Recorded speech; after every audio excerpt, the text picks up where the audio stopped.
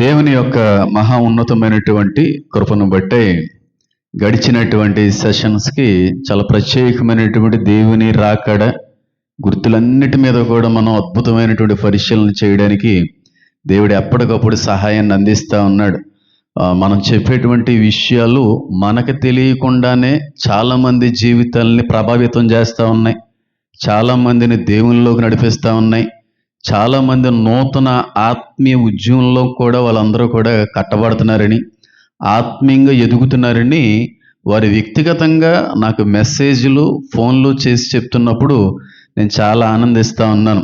దేశం కాని దేశం నుండి కూడా చాలామంది విషయాలన్నిటినీ కూడా ఫాలో అవుతూ వాటినన్నిటినీ కూడా క్రమం తప్పకుండా చూస్తూ వాళ్ళు ఎంత బలపడుతున్నారనే విషయాన్ని వాళ్ళంతటా వాళ్ళగానే వాళ్ళ నోట నేను విన్న తర్వాత ప్రభువుని స్తుతించకుండా అయితే ఉండలేకపోతా ఉన్నాను. చాలా దేశాల నుంచి ఫాలో అవుతున్నారు, వాళ్ళందరూ కూడా చాలా అద్భుతమైన రీతిలో కట్టబడుతున్నారు. రీసెంట్గా ఒక 3 days బ్యాక్ కూడా కెనడాలో ఉన్నటువంటి ఒక తల్లి సమానురాలు ఫోన్ చేయడం అనేది కూడా జరిగింది. మీరు ఏదైతే చెప్తున్నారో, ఏదైతే మాట్లాడుతున్నారో అవన్నీ కూడా ఉన్నది ఉన్నట్టుగా నెరవేరుతున్నాయండి. నేను చెప్తున్నాం, వాటిని మేము కళ్ళారు అనుభవిస్తున్నాం. చెప్పింది ఏదో కూడా నిరర్ధకం కాదు, అంత నమ్మకంగా మేము ఉన్నామని చెప్పి దేశం కాని దేశం, పైగా వాళ్ళు ఈ ప్రస్తావన అవసరం లేదనుకోండి, మన సినిమా యాక్టర్ ప్రభాస్ గారికి చాలా సమీపస్తులు. ఎంత సమీపస్తులు అంటే అంత సమీపస్తులు. వాళ్ళు చాలా నెలల నుంచి మెసేజ్ చేస్తున్నారు కానీ నేను రెస్పాండ్ అవ్వట్లేదు. అయితే నాకు ఎందుకో రెస్పాండ్ అవ్వాలని అనిపించి మాట్లాడితే వాళ్ళు రాజులు. ఆవిడ పంచుకున్న సాక్ష్యాన్ని బట్టి కళ్ళంట కొంతసేపు నీళ్లు తిరిగినాయి. ప్రభువుని స్తుతించకుండా అయితే ఉండలేకపోయినా చాలాసేపు మాట్లాడాను. రీసెంట్ 2 days బ్యాక్ కూడా మళ్ళీ వాళ్ళు మాట్లాడడానికి దేవుడు అనుమతి అనేటువంటిది కూడా ఇచ్చారు. అంటే పరిచర్యకి సహకరించాలి అనే ఉద్దేశంతో దేవుని పేరట మేము ఏదన్నా పంపించాలని కోరుకుంటున్నామండి. ఎప్పటి నుంచో అనుకుంటున్నాం, దయించండి అంటే యాక్సెప్ట్ చేయవలసి వచ్చింది. ఎందుకంటే మేము మేలు పొందుకుంటున్నాం, వాక్యం ద్వారాగా దీవించబడుతున్నాం. అలాంటి దేవుని పరిచర్యకి మా వంతు మేము ప్రయాస, మా యొక్క సహకారాన్ని దయించి తీసుకోండి అన్నప్పుడు కూడా దేవుని స్తుతించకుండా అయితే ఉండలేకపోతున్నాం. చాలా అద్భుతమైన రీతిలో వారు కూడా కట్టబడుతున్నారు. అందులో ఈ రాకడ సంబంధమైనటువంటి గుర్తుల మీద చేసిన ధ్యానాలు చాలామందిని జీవితాలను కడుతున్నాయి, చాలామంది రాకడికి సిద్ధపరుస్తున్నాయి అని వాళ్ళు చెప్తుంటేనే నాకైతే అర్థమైంది. ఏదన్నా సమయం ఉన్నప్పుడు ఆ సెక్షన్ కూడా మీ అందరితో పంచుకోవడానికి ప్రయత్నం అయితే చేస్తాం. చాలామంది మనం ఇంకా గూగుల్ పే ఆ నెంబర్లు బయట పెట్టలేదు కానీ మమ్మల్ని సహకరించనివ్వండి, మేము ప్రోత్సహిస్తాం, మేము సహకరిస్తాం, మేము ఎంతగానో మేలులు పొందుకుంటున్నాం, వాక్యం ద్వారా ఎంతగానో దీవించబడుతున్నాం, పనివాడు జీతానికి పాత్రుడండి, మేము ఎంతగా దీవించబడినా సరే మీరు సహకారం వద్దంటున్నారు అని చెప్పి బాధపడే వాళ్ళు కూడా ఉన్నారు. కానీ ఏదో ఒక రోజున దేవుడు ప్రేరేపిస్తే వాళ్ళ నుంచి అంగీకరించి పరిచయకు ఉపయోగకరమైన రీతిలో కూడా ముందుకెళ్ళే ప్రయత్నం చేస్తున్నాం. అయితే రాకడ సంబంధమైన గుర్తులు లేదంటే ఆ సూచనలు చెప్తున్నప్పుడు మీరు ఎంతగా దీవించబడ్డారో అంతకు మించినటువంటి దీవెన నేను పొందుకుంటా ఉన్నాను. ఈనాటి వరకు కూడా చాలా రకాలైనటువంటి గుర్తుల మీద మనం ధ్యానం చేశాం. కానీ ఈ రోజున మాత్రం ఒక అద్భుతమైనటువంటి గుర్తు, అద్భుతమైనటువంటి నిదర్శనం. ఈ సూచన నెరవేరకుండా ప్రభువైన యేసుక్రీస్తు వారి యొక్క రాకడ జరగదు, నెరవేరే అవకాశం కూడా లేదు. ఆయన చెప్పిన ప్రతి ఒక్క మాట కూడా, ప్రతి ఒక్క సూచన కూడా, ప్రతి ఒక్క రాకడ గుర్త కూడా కళ్ళకు కట్టేట్టుగా అన్నీ నెరవేరుతూనే ఉన్నాయి. కానీ నెరవేరవలసింది ఒకటి ఉంది. అది ఎప్పుడు నెరవేరుతుందా అని చెప్పి 1000 కళ్ళతో ఎదురు చూసేటువంటి వ్యక్తిని నేను. అంత అద్భుతమైనటువంటి ఒక రాకడ సూచన మీద ఈ రోజు నేను ధ్యానించబోతా ఉన్నాను. అది కొంతసేపు ప్రక్కన పెడితే ఇంకొక విషయాన్ని కూడా చెప్పే ప్రయత్నం చేస్తాను. ఇదేదో నేను గొప్ప చేసుకోవడానికో లేకపోతే నన్ను నేను పొగుడుకోవడానికో ఈ విషయాన్ని నేను చెప్పట్లేదు. కానీ సావుకి పిలువబడక మునుపు నుంచి కూడా దేవుడు ఏదైనా దర్శన రూపంగా చూపిస్తే అది నెరవేరుతూనే వచ్చింది. అది చిన్నప్పటి నుంచి కూడా ఏదో సేవకుడిగా అభిషేకించబడి వచ్చిన తర్వాత ప్రతిష్ఠించబడిన అనంతరం జరిగేటువంటివి కాదు. కానీ నా చిన్ననాటి నుంచి కూడా నా జీవితంలో జరుగుతున్నటువంటి ఎన్నో విషయాల్ని నేను ఎంతో పరిశీలించిన తర్వాత ఈ మాట చెప్పడానికి ధైర్యాన్ని తెచ్చుకున్నాను. ఏ మాట అన్నా అది కొట్టివేయబడదు, అది మీ అందరికీ తెలుసు. ఏదన్నా జరుగుతుందని చెప్పినా, ఏదైనా దేవుని మూలంగా ప్రవచించినా అది నెరవేరకుండా ఉన్నది ఈ రోజు వరకు కూడా ఏదీ లేదు. అందుకే నేను అనుకుంటాను తాతయ్య గారు కూడా అది గ్రహించారు. ఏంటో, నువ్వు ప్రార్థన చేయి, ఈ విషయం మీద, ఈ అవసరం మీద నువ్వు ప్రార్థన చేయి అని చెప్పి, నేను 5th 4th క్లాసులో చదువుతున్నటువంటి సమయంలో కూడా కుటుంబ ప్రార్థనలో జ్ఞాపకం చేసుకుంటూ ఉండేవారు. అయితే చిన్ననాటి నుంచి కూడా దేవుడు నాకు ఇచ్చినటువంటి వరం ఏదన్నా ఉందంటే దర్శన వరం. అది చాలా వరకు, ఒకవేళ దాని గురించి నొక్కి నుంచి చెప్పినదే మళ్ళీ మళ్ళీ చెప్తున్నానంటే ఇంక అందులో తిరగకూడదు. ఎందుకంటే అలాంటి దర్శనాలు ఎన్ని నెరవేరినాయో మీ అందరికీ కూడా తెలుసు, సందేహం లేకుండా చెప్పగలను. డాక్టర్లు 2 నెలలు బ్రతుకుతారంటే 20 రోజులకి ఆయన చనిపోతున్నారు అన్నటువంటి వ్యక్తికి రక్షణ ఇచ్చి ప్రభు సన్నిధికి వెళ్ళడానికి, మార్గాలను సరళపరచడానికి దేవుడు నన్ను వాడుకోండి. ఈ విషయం మీ అందరికీ కూడా తెలుసు. చాలామందికి హెచ్చరించినప్పుడు కూడా వినకపోగా పడినటువంటి నష్టం కూడా ఏ భయంకరమైనటువంటి మొత్తంలో ఉందో కూడా మీ అందరికీ కూడా తెలుసు. కాబట్టి ఏది దేవుని మూలంగా మాట్లాడినా, దేవుడి నుంచి ఏ దర్శనం నాకు వచ్చినా ఈనాటి వరకు నెరవేరలేనిదంటూ ఏదీ లేదు. అంత ధైర్యంగా నేను చెప్పగలను. మా మావీలు చనిపోవడం అనేది 10 సంవత్సరాల క్రితమే దేవుడు నా బాల్య దినముల యందు చూపించాడు. అదే విధంగా ఇద్దరు కూడా ప్రభువునందు నిద్రించడం జరిగింది. ఇలా చెప్పుకుంటూ పోతే 1 కాదు, 2 కాదు, 3 కాదు, కొన్ని వందల దర్శనాలు నెరవేరుతూనే వచ్చాయి. కొన్ని వందల ప్రెడిక్షన్స్, ప్రొఫెసీస్ అన్నీ కూడా ఎక్కడ కూడా తప్పిపోకుండా నెరవేరుతూనే వస్తున్నాయి. కాబట్టి ముందు రోజుల్లో కూడా తప్పకుండా నెరవేరుతాయి తప్ప ఏ ఒక్క దర్శనం కూడా నిరర్ధకము కానేరదని బలంగా ప్రభువునందు విశ్వాసంతో ఈ మాట నేను చెప్తా ఉన్నాను. సంఘస్థులందరికీ తెలుసు అనుకోండి, హేమన్ బాబు గారు ఏదన్నా చెప్పారంటే ఇంక తిరిగి ఉండదు అనేటువంటి నమ్మకంలోకి మీరు వచ్చారంటే, కొత్తగా ఫాలోవర్స్కి ఆ విషయాలు తెలియదు కనుక వాళ్ళకి చెప్పే ప్రయత్నం అంతే. అంటే ఏదో నమ్మించాలనే ఉద్దేశం కాదు, కానీ ప్రభువు చూపించే విషయం మీద నా యొక్క విశ్వాసాన్ని నేను పంచుకునేటువంటి ప్రయత్నం తప్ప మరొకటి అయితే ఏమీ కూడా కాదు. అలాగే ఇంకా చాలా విషయాలు అయితే చెప్పాలి, జరిగిన విషయాలు అయితే దాని గురించి చర్చించే సమయం అయితే కాదు. రీసెంట్గా కొంతమంది మీడియా ఛానల్స్ కూడా వెళ్ళాను. మీడియా ఛానల్స్లో కూడా కొంతమంది ఇంటర్వ్యూ చేసినప్పుడు వాళ్ళు అడిగారు, మరి ఎందుకు వాళ్ళకి అలా అడగాలనిపించిందో తెలియదు. వాళ్ళ కుటుంబ సంబంధమైనటువంటి కొన్ని విషయాలు అడిగి తెలుసుకున్నారు. అడిగినప్పుడు కూడా దేవుడు చెప్పిన మాటే చెప్పాను. అవన్నీ నెరవేరిన తర్వాత మరుక్షణం వాళ్ళంతటిగా నాకు ఫోన్ చేసి మీరు చెప్పినట్టుగానే జరిగిందని చెప్పి ఎంతగానో ఆనందించారు. అలాగే కొన్ని జైలు కేసెస్లో మీరు బుక్ అవుతారనే విషయాలు కూడా హైదరాబాద్లో ఒక టీవీ ఛానల్కి సంబంధించిన వ్యక్తులను కూడా దేవుడు ముందుగానే హెచ్చరించి ఈ విధంగా నడిపించాడు. కాబట్టి ఇలాంటివన్నీ మాట్లాడుకుంటే కొన్ని వందలు నెరవేరినవి, నెరవేరుతున్నాయి, నెరవేరబోతున్నాయి కూడా. అలాంటి విషయాల్లో ఒక దర్శనాన్ని ఈరోజు మీ అందరితో కూడా పంచుకొని లేఖనానుసారమైనటువంటి విషయాన్ని మీ అందరి మధ్యకి కూడా తీసుకురావాలి అనేటువంటి తపన కలిగి ఉన్నాను. అయితే దాని మీద సమగ్రంగా పూర్తిగా నేను ఏ రోజు మాట్లాడలేదు. అయితే ఈ రోజున ప్రభువు యొక్క ప్రేరణ మరింతగా నన్ను ముందుకి ప్రోత్సహిస్తుంది కనుక, నడిపిస్తుంది కనుక, బలవంతం చేస్తూ ఉంది కనుక, బలవంతం అనే మాట కూడా కాదు కానీ ముందుకి బాగా ప్రేరేపించబడుతున్నాను కనుక అది విషయాన్ని చెప్పకుండా అయితే నేను ఉండలేకపోతున్నాను. ఇంతగా విషయం ప్రభువైన యేసుక్రీస్తు వారు స్వయంగా చెప్పినటువంటి రాకడ సంబంధమైన గుర్తది. ప్రభువైన యేసుక్రీస్తు వారు ఏ గుర్తయితే నెరవేరుతుంది, జరుగుతుంది అని అన్నాడో ఆ గుర్తు నేను బాల్య దినముల యందు అనుభవించిన వ్యక్తిని, చూసిన వ్యక్తిని. ఏంటి ఇంతకీ ఆ గుర్తు, ఏంటి ఇంతకీ ఆ సూచన? ప్రభువైన యేసుక్రీస్తు వారి యొక్క రాకడకి జరగవలసిన గుర్తులు, సూచనలు అన్నీ నెరవేరినాయి. కానీ నెరవేరవలసిన ఒకటి మాత్రం తప్పకుండా ఉందని చాలా సందర్భాల్లో మీ అందరికీ చెప్పే ప్రయత్నం చేశాను. కాబట్టి ఒక్కసారి లూకా సువార్త 21వ అధ్యాయంలో ప్రభువైన యేసుక్రీస్తు వారు చెప్పినటువంటి ఆ సూచన ఏంటి, ఆ గుర్తేంటి, నెరవేరిందా, నెరవేరవలసి వచ్చిందా, ఇంకా నెరవేరబోయే కాలం ఉందా అనే దాని గురించి నేను మాట్లాడుతున్నాను.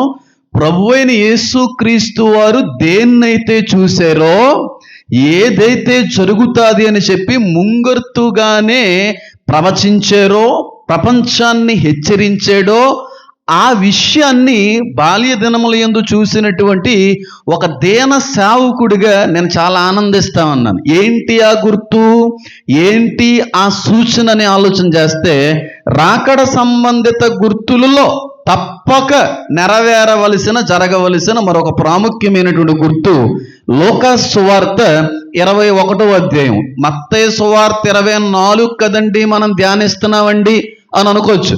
మత్తయి సువార్తలో ప్రస్తావించబడని గుర్తులు లూకాసు సువార్తలో ప్రస్తావించబడ్డాయి. తెగుళ్ళు గురించి మత్తయ్య మాట్లాడలేదు, కానీ లూకా ప్రస్తావిస్తాడు. అలాగే మత్తయి సువార్తలో ప్రస్తావించబడని రాయబడని గుర్తు లూకాసు సువార్తలో ఒకటి ఉంది. ఆ గుర్తేంటి అనేది ఈరోజు మనం పరిశీలన చేద్దాం. ఒక మాట మాత్రం నేను ఖచ్చితంగా చెప్పగలను, గుర్తుపెట్టుకోండి. ఈ దర్శనం నెరవేరకపోయినా, నేను చెప్పినది ప్రతి ఒక్కరూ కూడా తన కళ్ళతో చూడకపోయినా, ఆ రోజున ఈ బైబిల్ను ప్రక్కన పెట్టి నేను సేవకి ఇంకెప్పటికీ కూడా పాత్రుని కానని ప్రక్కకి వెళ్ళిపోతాను. అంత తేమ, అంత నమ్మకం, అంత అపరిమితమైనటువంటి విశ్వాసం దేవుని యందు దేవుడు చూపిస్తూ మాట్లాడుతున్నటువంటి స్వరమునందు ఉన్న వ్యక్తిగా ఈ మాట నేను చెప్పగలుగుతున్నాను. ఇది నెరవేరకపోతే ఆ రోజున నేను బైబిల్ పక్కనట్టు ఇంకెప్పటికీ సేవకుడిగా నేను వాడబడను. నేను ఈ రోజు వరకు దేవుని మూలంగా నడిపించబడలేదు అని నేను తీసుకున్న డిసిషన్ ఇంక మానేస్తాను కూడా, అంత నమ్మకంగా చెప్తున్నాను. ఏంటి ఆ గుర్తు? లూకాసు సువార్త 21వ అధ్యాయం 11వ వచనం 10 నుంచి చదువుతున్నాను. మరియు ఆయన వారితో ఇట్లనెను, జనము మీదకి జనమును, రాజ్యం మీదకి రాజ్యమును లేచెను. అక్కడక్కడ గొప్ప భూకంపములు కలుగును, తెగుళ్ళును కరువులను తటస్థించును. చూడండి, ఆకాశము నుండి మహాభయోత్పాతములను గొప్ప సూచనలను పుట్టును అనేటువంటి మాట కనబడుతూ ఉంది. జరగవలసినటువంటి నెరవేరవలసిన మరో రాకడ గుర్తు ఏంటంటే, ఆకాశమునందు మహాభయోత్పాతములను సూచనలను పుట్టును. ఇది జరిగే సమయానికి నిజంగా ఇక మనం షేక్ అవ్వాలి, వణికెయ్యాలి. ఇది కానీ నెరవేరిందంటే, ఎందుకంటే అన్నీ నెరవేరినాయి. దేశం మీదకి దేశం వెళ్ళింది, రాజ్యం మీదకి రాజ్యం లేచింది, అక్కడక్కడ భూకంపాలు వస్తున్నాయి, అక్కడక్కడ కరువులు సంభవిస్తున్నాయి, తెగుళ్ళు వస్తున్నాయి. కరోనాకి మించిన పెద్ద తెగులు అంత్యకాలంలో ఇంకేది కూడా అవసరం లేదు. ఇంకేది నెరవేరాలంటే ఆకాశమునందు భయోత్పాతములు చూస్తాం, ఆకాశమునందు సూచనలు మనం చూస్తాం. అది ఒక్కటే ఇంకా నెరవేరవలసి ఉంది. అది నెరవేరితే ఇంకా అన్ని లాక్ చేసుకుని రెడీగా ఉండాలన్నమాట. అయితే దీన్ని చాలామంది భక్తులు ఒక్కొక్క రకమైన రీతిలో చెప్పుకొని ఉండొచ్చు. నేను వాళ్ళు విమర్శించాలి అనే ఉద్దేశం నాకు ఎంత మాత్రం లేదు. కొంతమంది అంటారు ఈ సూచనని సూర్యుడు నల్లగా మారిపోవడం అనేది ఈ సూచన అంటారు. కొంతమంది ఏమంటారంటే చంద్రుడు రక్తవర్ణమాయను అనే మాట కనబడింది కదండి, అదే ఈ సూచన అండి అని అంటారు. అలా మారితే భయోత్పాతం ఎందుకు అవుతుంది? భయపడవలసిన అవసరం ఏముంటుంది? ఎందుకంటే క్లియర్గా అది జరుగుతుందని బైబిల్ గ్రంథంలో రాయబడి ఉంది కదా. కాదు. మరి దేని గురించి ఆయన మాట్లాడాడు, దేని గురించి ఆయన ప్రస్తావించాడంటే, నేను ఎంతో కాలం నుంచి మాట్లాడుతున్న ఏకైక మాట్లాడు తెలుసా? ఆకాశమునందు భయోత్పాతములు సూచనలు మరి ఏంటో కాదు, కానీ ఈనాటి వరకు ప్రపంచం ఏలియన్స్ అనేటువంటి పదాన్ని ఉపయోగిస్తున్నా చూడండి. అవి చేస్తే జరిగేటువంటి సూచనలు ఇవన్నీ కూడా ఎప్పుడైతే ఈ గ్రహాంతర లేదంటే మనకి ఈనాటి వరకు చూడని, ఎప్పుడూ కూడా బహిరంగంగా అనుభవించినటువంటి ఈ ఏలియన్స్ ద్వారాగానే ఈ ఆకాశంలో మహాభయోత్పాతములు సూచనలు పుడతాయని బలంగా నమ్మేటువంటి వ్యక్తి నేను. అందులో ఇంకా తిరిగిలేదు, అందులో ఇంకా సందేహం లేదు. ఇది కానీ నెరవేరకపోతే అసలు నేను సేవకే పనిచేయనని అంత ధీమాగా చెప్పగలుగుతా ఉన్నాను. అయితే చాలామంది అంటూ ఉంటారు బైబిల్ గ్రంథంలో ఎక్కడైనా ఏలియన్స్ గురించి రాయబడ్డా. అసలు ఏలియన్స్ అనే పదం మాట్లాడడానికి నాకు ఇష్టం అనిపించట్లేదు. ఎందుకంటే ఏలియన్స్ అనగా ఫారెన్ క్రీచర్స్ అని అర్థం, మనకి తెలియనటువంటివి ఏదో జీవం అని అర్థం. ఏలియన్స్ అని అనకూడదు, కానీ అక్కడ నేను ఉపయోగించే మాట ఏంటంటే దురాత్మలో, డెమాన్స్. దురాత్మలో ఆకాశమునందు భయోత్పాతములు పుట్టిస్తాయి. దురాత్మలో ఆకాశములో సూచనలు పుట్టిస్తాయి. ఇది నమ్మాలి. ఏలియన్స్ అని ఎందుకు చెప్తున్నట్టు బయటి వాళ్ళకి అర్థం కావడానికి. మనకు అవి దురాత్మలే, డెమాన్స్ అన్నీ కూడా అని చెప్పి నేను చాలా సందర్భాల్లో చెప్పాను. అయితే ఇక్కడ ఆకాశములో భయోత్పాతములు అనేటువంటి పదం దగ్గర ఇంగ్లీష్లో చూసాం అనుకోండి, science on the haven skies అని ఉంది. కానీ గ్రీకు బైబిల్లో కానీ చూసాం అనుకోండి, గ్రీకు బైబిల్ అనకూడదు, గ్రీకు ఓల్డర్, అతి పురాతనమైనటువంటి భాషా పరిమాణంలో కానీ చూస్తే ఫోబిట్రాన్ అనేటువంటి పదం ఉపయోగించబడి భయోత్పాతముల దగ్గర, అంటే ఆందోళన, భయాన్ని పుట్టించేటువంటివి అని అర్థం. టెర్రర్ అనేటువంటి అర్థం కూడా వస్తూ ఉంది. అయితే చాలామందికి ఒక డౌట్ ఏంటంటే, బైబిల్లో ఎక్కడ దాని గురించి రాయబడలేదు, బైబిల్లో ఎక్కడ కూడా గ్రహాంతరవాసుల గురించి దేవుడు ప్రస్తావించలేదు అని అంటూ ఉంటారు. బైబిల్ సరిగ్గా చదవకపోవడం వల్ల కాదు, అర్థం చేసుకోకపోవడం వల్ల. ఇది మొదటి కారణం. రెండవది, నీవు చదివేటువంటి భాష మీద మాత్రమే నువ్వు పరిశీలిస్తున్నావు కనుక అది కూడా ఇంకెప్పటికీ కూడా అర్థం కాని అవకాశం. మూడోది, అది అర్థం చేసుకునే వరం దేవుడు నీకు ఇవ్వలేదు కనుక కొన్నింటిని నీకు అర్థం కాకపోవడంలో విచిత్రం ఏమీ లేదు. కాబట్టి దీని గురించి పెద్దగా ఆలోచించక్కర్లేదు. ఏలియన్స్ లేవు, మానవులు తప్ప భూమి మీద ఏమీ కూడా లేవు అంటారు కొంతమంది. భూమిని దేవుడు మనుషులకు నివాసయోగ్యముగానే చేశాడు తప్ప వేరే వాటికి కాదని అనేవాళ్ళు కొంతమంది. నేను భూమి మీద ఉన్నాయని ఏమన్నా అంటున్నానా? లేదే. అయితే వీళ్ళు ఎలా మాట్లాడుతున్నప్పుడు నాకు ఏమనిపిస్తుంటుందంటే, మేము ఎప్పుడూ చూడలేదు కదా, చూస్తేనే మేము నమ్ముతాం అంటారు కొంతమంది.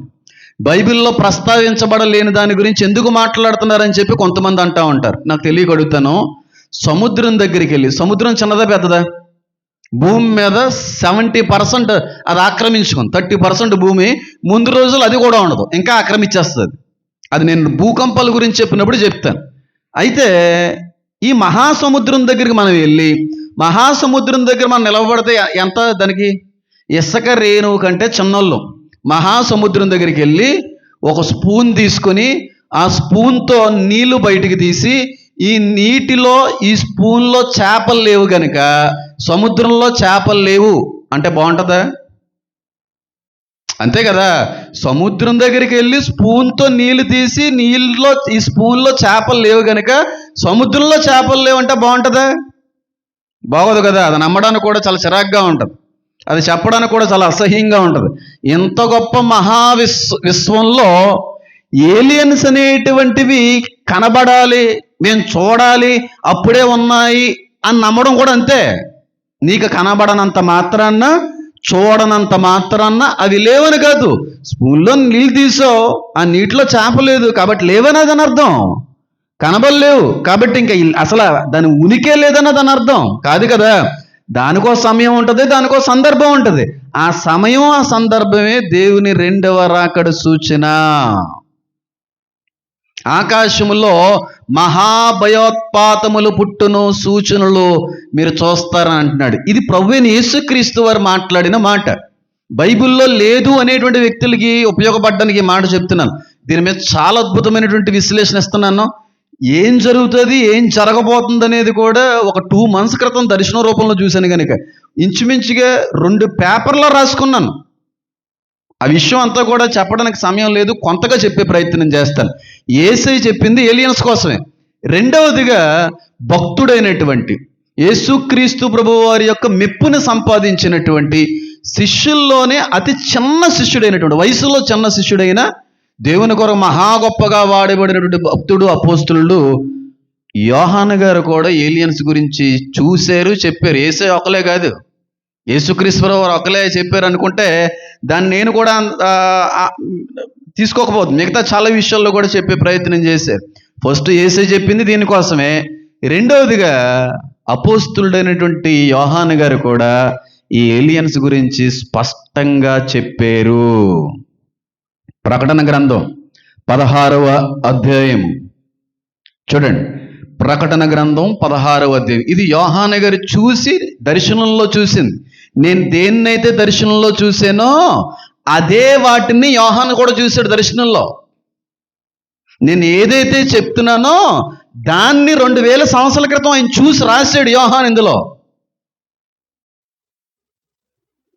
ప్రకటన గ్రంథం 16వ అధ్యాయం 12వ వచనం.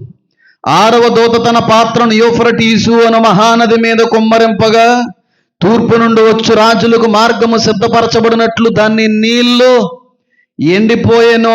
మరియు ఆ ఘట సర్పము నోట నుండి, క్రూర మృగము నోట నుండి, అబద్ధ ప్రవక్త నోట నుండి కప్పల వంటి 3 అపవిత్రాత్మలు బయలువెడలగా చూచితిని, అవి సూచనలు చేయునట్టి దయ్యముల ఆత్మలే. ఓసారి ఇందాక లోక సువార్త 21వ అధ్యాయంలో ఏవి కనబడతాయి అన్నాడు ఆకాశంలో? భయోత్పాతములో, రెండవది సూచనలు. ఇక్కడ 16 ప్రకటన 14, 12, 13 వచనాల్లో రాయబడిన మాట కూడా అవి సూచనలను చేయునట్టి దయ్యముల ఆత్మలే. పైగా అవి ఎలా ఉన్నాయంటే ఎప్పుడు చూడలేదు యోహాను. నేను కూడా చిన్నప్పుడు చూసి ఏంటివి ఇలా ఉన్నాయి అని అనుకున్నాను, ఇలాంటివి కూడా ఉంటాయని అనుకున్నాను. కానీ వయసు పెరిగిన తర్వాత దర్శనం నాకు అర్థమైంది. జ్ఞానం పెంపొందించబడిన తర్వాత, అవగాహన లోకం మీద కూడా వచ్చిన తర్వాత, చాలా వాటిని చూసి చదివిన తర్వాత అప్పుడు నాకు అర్థమైంది. అప్పటి వరకు నేను ఎక్కడ కూడా ఎవరితో పంచుకునే ప్రయత్నం చేయలేదు. ఎందుకంటే అర్థం పర్థం లేని దర్శనంలా అనిపించింది అది. యోహాను చూశాడు కానీ అర్థం అవ్వట్లేదు, ఎందుకంటే ఎప్పుడు చూడలేదు ఆయన లైఫ్లో, ఎప్పుడు చూడలేదు అలాంటి జీవాల్ని, అలాంటి జీవుల్ని. అందుకే ఆయన అన్నాడు, అవి కప్పల వంటి స్వరూపములు కలిగినవి. చాలా క్లియర్గా రాయబడం చూడండి. ఘటసర్పము నోట నుండి, క్రూర మృగము నోట నుండి, అబద్ధ ప్రవక్త నోట నుండి కప్పల వంటి 3 అపవిత్రాత్మలు బయలు వెడలగా చూచితిని. ఘటసర్పం అనగా సాతాను, క్రూర మృగం అనగా యాంటీక్రిస్టు, అబద్ధ ప్రవక్త అనగా ఫాల్స్ ప్రొఫెట్. వీరు 3 నోట్లో నుంచి కప్పల వంటి స్వరూపములు కలిగినటువంటి దురాత్మలు వచ్చాయంట. నోట్లోంచి వస్తాయని కాదు దాని అర్థం. వాళ్ళ నోటి సెలవు మేరకు, నోటి ఆజ్ఞ మేరకు అవి బయలుదేరుతున్నాయి. ఎక్కడికి బయలుదేరుతున్నాయి అనే దాని గురించి మాట్లాడను, తర్వాత చెప్తాను. ఇప్పుడు దీని గురించి మాట్లాడుతున్నాం కనుక దీని గురించి మాట్లాడి ముందుకెళ్దాం. ఇవి వాళ్ళ ఆజ్ఞ ఎప్పుడైతే జారీ చేస్తారో, వాళ్ళు ఎప్పుడైతే సెలవిస్తారో, ఎప్పుడైతే వాళ్ళ మీద పర్మిషన్ ఇస్తారో, ఆ 3 అపవిత్రమైన కప్పల వంటి ఆత్మలో బయలు వెల్లుట నేను చూశాను. 3 అని కాదు దాని అర్థం, 3 సంపూర్ణతకు కూడా సాదృశ్యంగా ఉంది. తండ్రి, కుమార, పరిశుద్ధాత్మ, త్రిత్వం, త్రియేక, ఇది కూడా సంపూర్ణతకు సాదృశ్యంగా ఉంది. కాబట్టి దీని గురించి నేను మాట్లాడాలనుకోవట్లేదు. రెండవదిగా అపోస్తులుడని యోహాను కూడా కప్పల వంటి దురాత్మలు చూశాను 3 అంటున్నాడు ఆయన. మీరు ఇప్పుడు బయట న్యూస్లో కావచ్చు, ఫొటోస్లో కావచ్చు, ఏలియన్స్ అనే ఫోటో కానీ ఓపెన్ చేసాం అనుకోండి, క్లిక్ చేసి డౌన్లోడ్ చేసాం అనుకోండి, అవి ఎలా ఉంటాయి? కప్పల్లా పెద్ద కళ్ళు ఉంటాయి, చెవులు పెద్దగా ఉంటాయి. ఏలియన్స్ని అంటే ప్రపంచం చూపిస్తున్న విధంగా ఆ ఏలియన్ ఫోటో చూసి ఈ వచనాన్ని కానీ ఒకసారి మళ్ళీ నెమర వేసుకుంటే సేమ్ సూట్ అయిపోద్ది. పెద్ద కళ్ళు, పెద్ద చెవులు, కప్పల వంటి కోలమొహం కలిగినవి, కప్పల వంటివి. కప్ప అని ఎందుకనంటే దానికి కూడా చాలా పెద్ద చరిత్ర ఉంది. ఆ జీవరాశిని ఎందుకు ఉపయోగించారంటే దాని గురించి కూడా చాలా ప్రత్యేకమైనటువంటి సబ్జెక్టులో నేను తీసుకుని మాట్లాడతాను. రెండవదిగా యోహాను చూశాడు ఏలియన్స్ని. మూడవదిగా అపోస్తులకే మహా గొప్ప అపోస్తులుగా పేరుగాంచినటువంటి యేసుక్రీస్తు ప్రభువారితో తిరిగినటువంటి శిష్యులకి సైతం లేని మహాజ్ఞానాన్ని సంపాదించిన పౌలు గారు కూడా ఈ మాట రాశాడు. ఈ మాట చెప్పాడు ఆయన, క్లియర్గా చెప్పుకొని వచ్చాడు. మామూలుగా కూడా కాదు. ఫస్ట్ యేసయ్య చెప్పాడు ఏలియన్స్ కోసం, 2 అపోస్తులుడైన యోహాను చెప్పాడు, 3 పౌలు గారు కూడా చెప్పారు. చూడండి, ఎఫీసీలకు రాసినటువంటి పత్రిక, ఎఫీసీలకు రాసిన పత్రిక 6వ అధ్యాయము. బైబిల్లో లేదు, బైబిల్లో రాయలేదు అని చాలామంది అంటున్నారు కనుక వారికి అర్థం అవ్వడానికి కొంచెం లోతు పరిశీలన చేయవలసి వస్తాం. దీని మీద నేను ఇప్పటికి చాలాసార్లు మాట్లాడాను అనుకోండి, కానీ ఈరోజు మాట్లాడబోయేది చాలా షాకింగ్ విషయాలు నేను పంచుకోబోతున్నాను. చూడండి, ఎఫీసీలకు రాసిన పత్రిక 6వ అధ్యాయం 12వ వచనం. ఏలయనగా మనము పోరాడినది శరీరులతో కాదు కానీ ప్రధానులతోనూ. చూడండి, ప్రతి దానికి కోమా పెట్టి అన్నీ ఒకటి కాదు, అన్నీ వేరు వేరు అనే విధంగా చూపించే ప్రయత్నం చేస్తున్నాడు. చూడండి, ప్రధానులతోని, అధికారులతోని, ప్రస్తుత అంధకార సంబంధులకు లోకనాథులతోని, ఆకాశ మండలమునందు ఉన్న దురాత్మ సమూహములతోని ఏం చేస్తున్నా? ఆకాశ మండలమునందున్న దురాత్మల సమూహముతోని. ఇవన్నీ కూడా వేరే వేరే కేటగిరీస్. ఇక్కడ సాతాను గురించి మాట్లాడుతున్నాడు, సాతానుతో పాటు పడద్రోయబడిన దేవదూతల కోసం మాట్లాడుతున్నాడు, చీకటి శక్తులతో మాట్లాడుతున్నాడు, అంధకార వాయుమండలంలో తిరుగుతున్నటువంటి దురాత్మల కోసం, చాలా అన్ని సెపరేట్ కేటగిరీకి సంబంధించినవి, అన్నీ ఒకటి కాదు. గుర్తుపెట్టుకోండి ఈ విషయాన్ని. శరాపులు పడిపోయినాయి సాతానుతో పాటుగా, శరాపులు కూడా పడిపోయినాయి. చాలామందికి ఈ విషయం తెలియదు. కేరేబులు పడిపోయినాయి ఆయనతో పాటుగా, ఇంకా చాలా పడిపోయినాయి. రకరకాలైన జీవులు పరలోకం నుంచి వాటితో పాటు పడిపోయినాయి. ఒకే కేటర్కి సంబంధించినవి కాదు. ఇక్కడ చూడండి, ఆకాశ మండములందున్న దురాత్మల సమూహములతోని పోరాడుచున్నామంటున్నాడు ఆయన. ఇందాక ప్రకటన గ్రంథం 16, 12, 13లో చదివినట్టయితే అవి సూచనలు చేయనట్టి దయ్యముల అపవిత్ర ఆత్మలే. ఎక్కడి నుంచి ఎక్కడ సూచనలు చేస్తాయి? 21 చెప్పాం కదా, ఆకాశం నందు. పౌలు ఏ దురాత్మల గురించి మాట్లాడుతున్నాడు? ఆకాశ మండలములందున్న దురాత్మల గురించి మాట్లాడుతున్నాడు. వాస్తవానికి మనం అందరం అనుకునే దురాత్మలు ఎక్కడ తిరుగుతున్నాయి? మన మధ్యన తిరుగుతున్నాయి, భూలోకంలో తిరుగుతున్నాయి. ఎవరిని ఎప్పుడు మిరింగుదామా అని గర్జించు సింహం వలె వాడు తిరుగులాడుతున్నాడు. ఎక్కడ? ఆకాశంలోనా, భూమి మీద? చెప్పాలి. దురాత్మలను పట్టి పీడిస్తుంటే మనల్ని ఏదో రకంగా శోధించి దేవునికి దూరం చేయాలని, దేవుని యొక్క ఉగ్రతకి మనం పాత్రులు అవ్వాలనే ఉద్దేశంతో వాళ్ళు అవి ప్రయత్నాలు చేస్తూ ఉంటాయి. ఇప్పుడు వాక్యం చెప్తున్నాను, మీతో పాటుగా అవి కూడా వాక్యం వింటూ ఉంటాయి. నువ్వేం కంగారు పడకనైనా వాళ్ళు బయటకు వచ్చిన తర్వాత మళ్ళీ మామూలు మనుషులు అయిపోతారో, మేము ఉన్నాం కదా అని ఆలోచనలు చాలా ధీమాగా ఉండొచ్చు. వాటితో పాటుగా దేవుని సమూహం కూడా మన మధ్యన ఉంటుంది, చూస్తుంటే మన మధ్యన ఉంటాయి కూడా. కాబట్టి దురాత్మలు అనేవి ఎప్పుడూ కూడా భూలోకంలో తిరుగులాడేటువంటి దయ్యాలు భూలోకంలోనే ఉంటాయి. మీరు ఎక్కడ చూసినా సరే వాక్యం అంతా మనం పరిశీలించుకుంటే అదే మనకు అర్థమవుద్ది. సాతాను అడుగుతారు, ఎలా వచ్చావేటంటే, ఆ భూమి అంతా నేను సంచరించి చివరికి మీ దగ్గరకు వచ్చానంటున్నాడు సాతాను గడు కూడా. అంటే భూమి మీద సంచరిస్తున్నాడు వాడు, సమూహం కూడా భూమి మీద సంచరిస్తుంది. కానీ ఇక్కడ రాయబడిన మాట ఏంటో తెలుసా? ఆకాశ మండలమునందున్న దురాత్మలతో పోరాడుతున్నాం. ఏంటి ఆకాశ మండలమందున్న దురాత్మలో? ఏలియన్సే. ప్రకటన 16, 12, 13లో రాయబడింది. ఎఫీసీయులకు రాసినటువంటి 6వ అధ్యాయంలో రాయబడినది. లోకాసు వార్త 21వ అధ్యాయంలో రాయబడింది కూడా. సూచనలను చేయునట్టు దయ్యముల ఆత్మలు ఏమైనా ఉన్నాయంటే ఈ డెమాన్స్, ఈ దురాత్మలే. వీటినే చాలామంది వాక్యం తెలియక, వీటి మీద సరైన అవగాహన లేక, వాక్య పరిజ్ఞానం లేక ఏలియన్స్ అని పిలుస్తున్నారు. కానీ గీలియన్స్ కాదు, అవి డెమాన్స్, అవి దయ్యాలే, దురాత్మలే. వాటికి శరీరాలు కూడా ఉంటాయి. దయించి విషయాన్ని మీరు అందరూ కూడా గమనించాలి. చాలా భయంకరమైనటువంటి పరిస్థితిని ఇవన్నీ కూడా ముందు రోజుల్లో తీసుకొని రాబోతా ఉన్నాయి. అందులో ఏ విధమైనటువంటి సందేహం కూడా లేదంటే చాలా భయానకమైన, మునుపెన్నడూ కూడా కని విని ఎరగనటువంటి ఎన్నో విషయాలు మానవులు చూసేటువంటి సమయం ఆసన్నమైంది. ఆకాశ మండలమునందున్న దురాత్మల సమూహంతో. చాలామంది అనుకుంటూ ఉంటారు, అంటే చూతమంది శాస్త్రవేత్తలు చెప్పినట్టుగా ఏలియన్స్ అనేటువంటివి ఒకే ఆకారంలో ఉంటాయి, వాటి ముఖ కవలికలు కావచ్చు, వాటి ఎపిరియన్స్ కావచ్చు, అన్నీ ఒకే రకంగా ఉంటాయి. కాదు. ఎందుకంటే ఇందులో కూడా చాలా రకాలైనటువంటి కేటగిరీస్ ఉన్నాయి.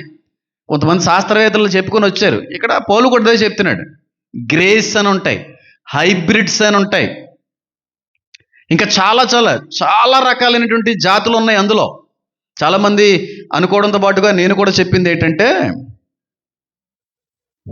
నెఫిలింల యొక్క ఆత్మలో సాతాను ఆ విధంగా వాటిని చేశాడంటాను. 100% అదే. ఇది ఒక బ్యాచ్. కానీ 5 యుగాల నుండి, కొన్ని కోట్లాది సంవత్సరాల నుండి కూడా పడద్రోయబడిన దేవదూతలు దేవుని యొక్క సృష్టిని పాడు చేస్తూనే వచ్చారు. నోవాహు దినాల్లో ఎలాగైతే మనిషితో సంపర్కించి అపవిత్రమైనటువంటి ఆత్మలు పుట్టించారో, ఆ పైన ఉన్నటువంటి జరిగిపోయిన 5 యుగాలు, కొన్ని కోట్ల సంవత్సరాల నుంచి వాళ్ళ సృష్టిలో నుంచి ఎంతో అపవిత్రతని పుట్టించారు. అలా చాలా అపవిత్రమైన ఆత్మలు ఆనాటి కాలం నుంచి కూడా పుట్టున్నాయి, ఆనాటి కాలం నుంచి కూడా ఉన్నాయి. ఆదాము నుంచే సృష్టి నాశనం అయిందని అనుకుంటున్నారా? ఆదాము నుంచే సాతానుగాడు దేవుని యొక్క సృష్టి మీద దాడి చేశాడని మీరు అనుకుంటున్నారా? కాదు. ఆదాము దగ్గరే కాదు, అంతకు ముందు ఉన్నటువంటి కోట్ల యుగాల నుంచి కూడా సాతానుగాడు దేవుని సృష్టిని పాడు చేస్తూనే వచ్చాడు. ఇప్పుడు ఈ యుగంలో ఆదాము నుంచి స్టార్ట్ అయింది. కాబట్టి ఆ విధంగా చెడిపోయినటువంటి మనుషులు ఉన్నారు, సాతానిక వారి యొక్క ఆత్మలు అమ్ముకున్న మనుషులు ఉన్నారు, సాతాను యొక్క దూతల ద్వారాగా పుట్టబడినటువంటి అపవిత్రాత్మలు ఉన్నాయి. కాబట్టి కొన్ని కోట్ల దురాత్మల సమూహం మధ్యన మనం బ్రతుకుతున్నాం. ఎంతగా కొన్ని కోట్ల దురాత్మలు ఉన్నాయి, అందులో సందేహం లేదు. ఇవన్నీ కూడా మీకు ఆకాశ మధ్యమునందు కనబడతాయి అంటున్నాడు ఆయన.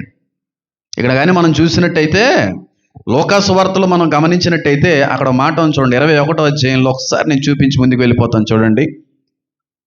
21వ అధ్యాయంలో ఆయన మాట్లాడిన మాట చూడండి. ఆకాశము నుండి మహాభయోత్పాతములు గొప్ప సూచనలు పుట్టినాడు కదా. ఆకాశము అని తెలుగులో ఉంది, ఇంగ్లీష్లో హెవెన్స్ అనేటువంటి పదం ఉపయోగించబడింది. గ్రీకులో ఆ పదం ఏమని రాయబడింది, దాని అర్థం ఏంటో తెలుసా? ఒరానోస్ అనేటువంటి పదం ఉపయోగించబడింది.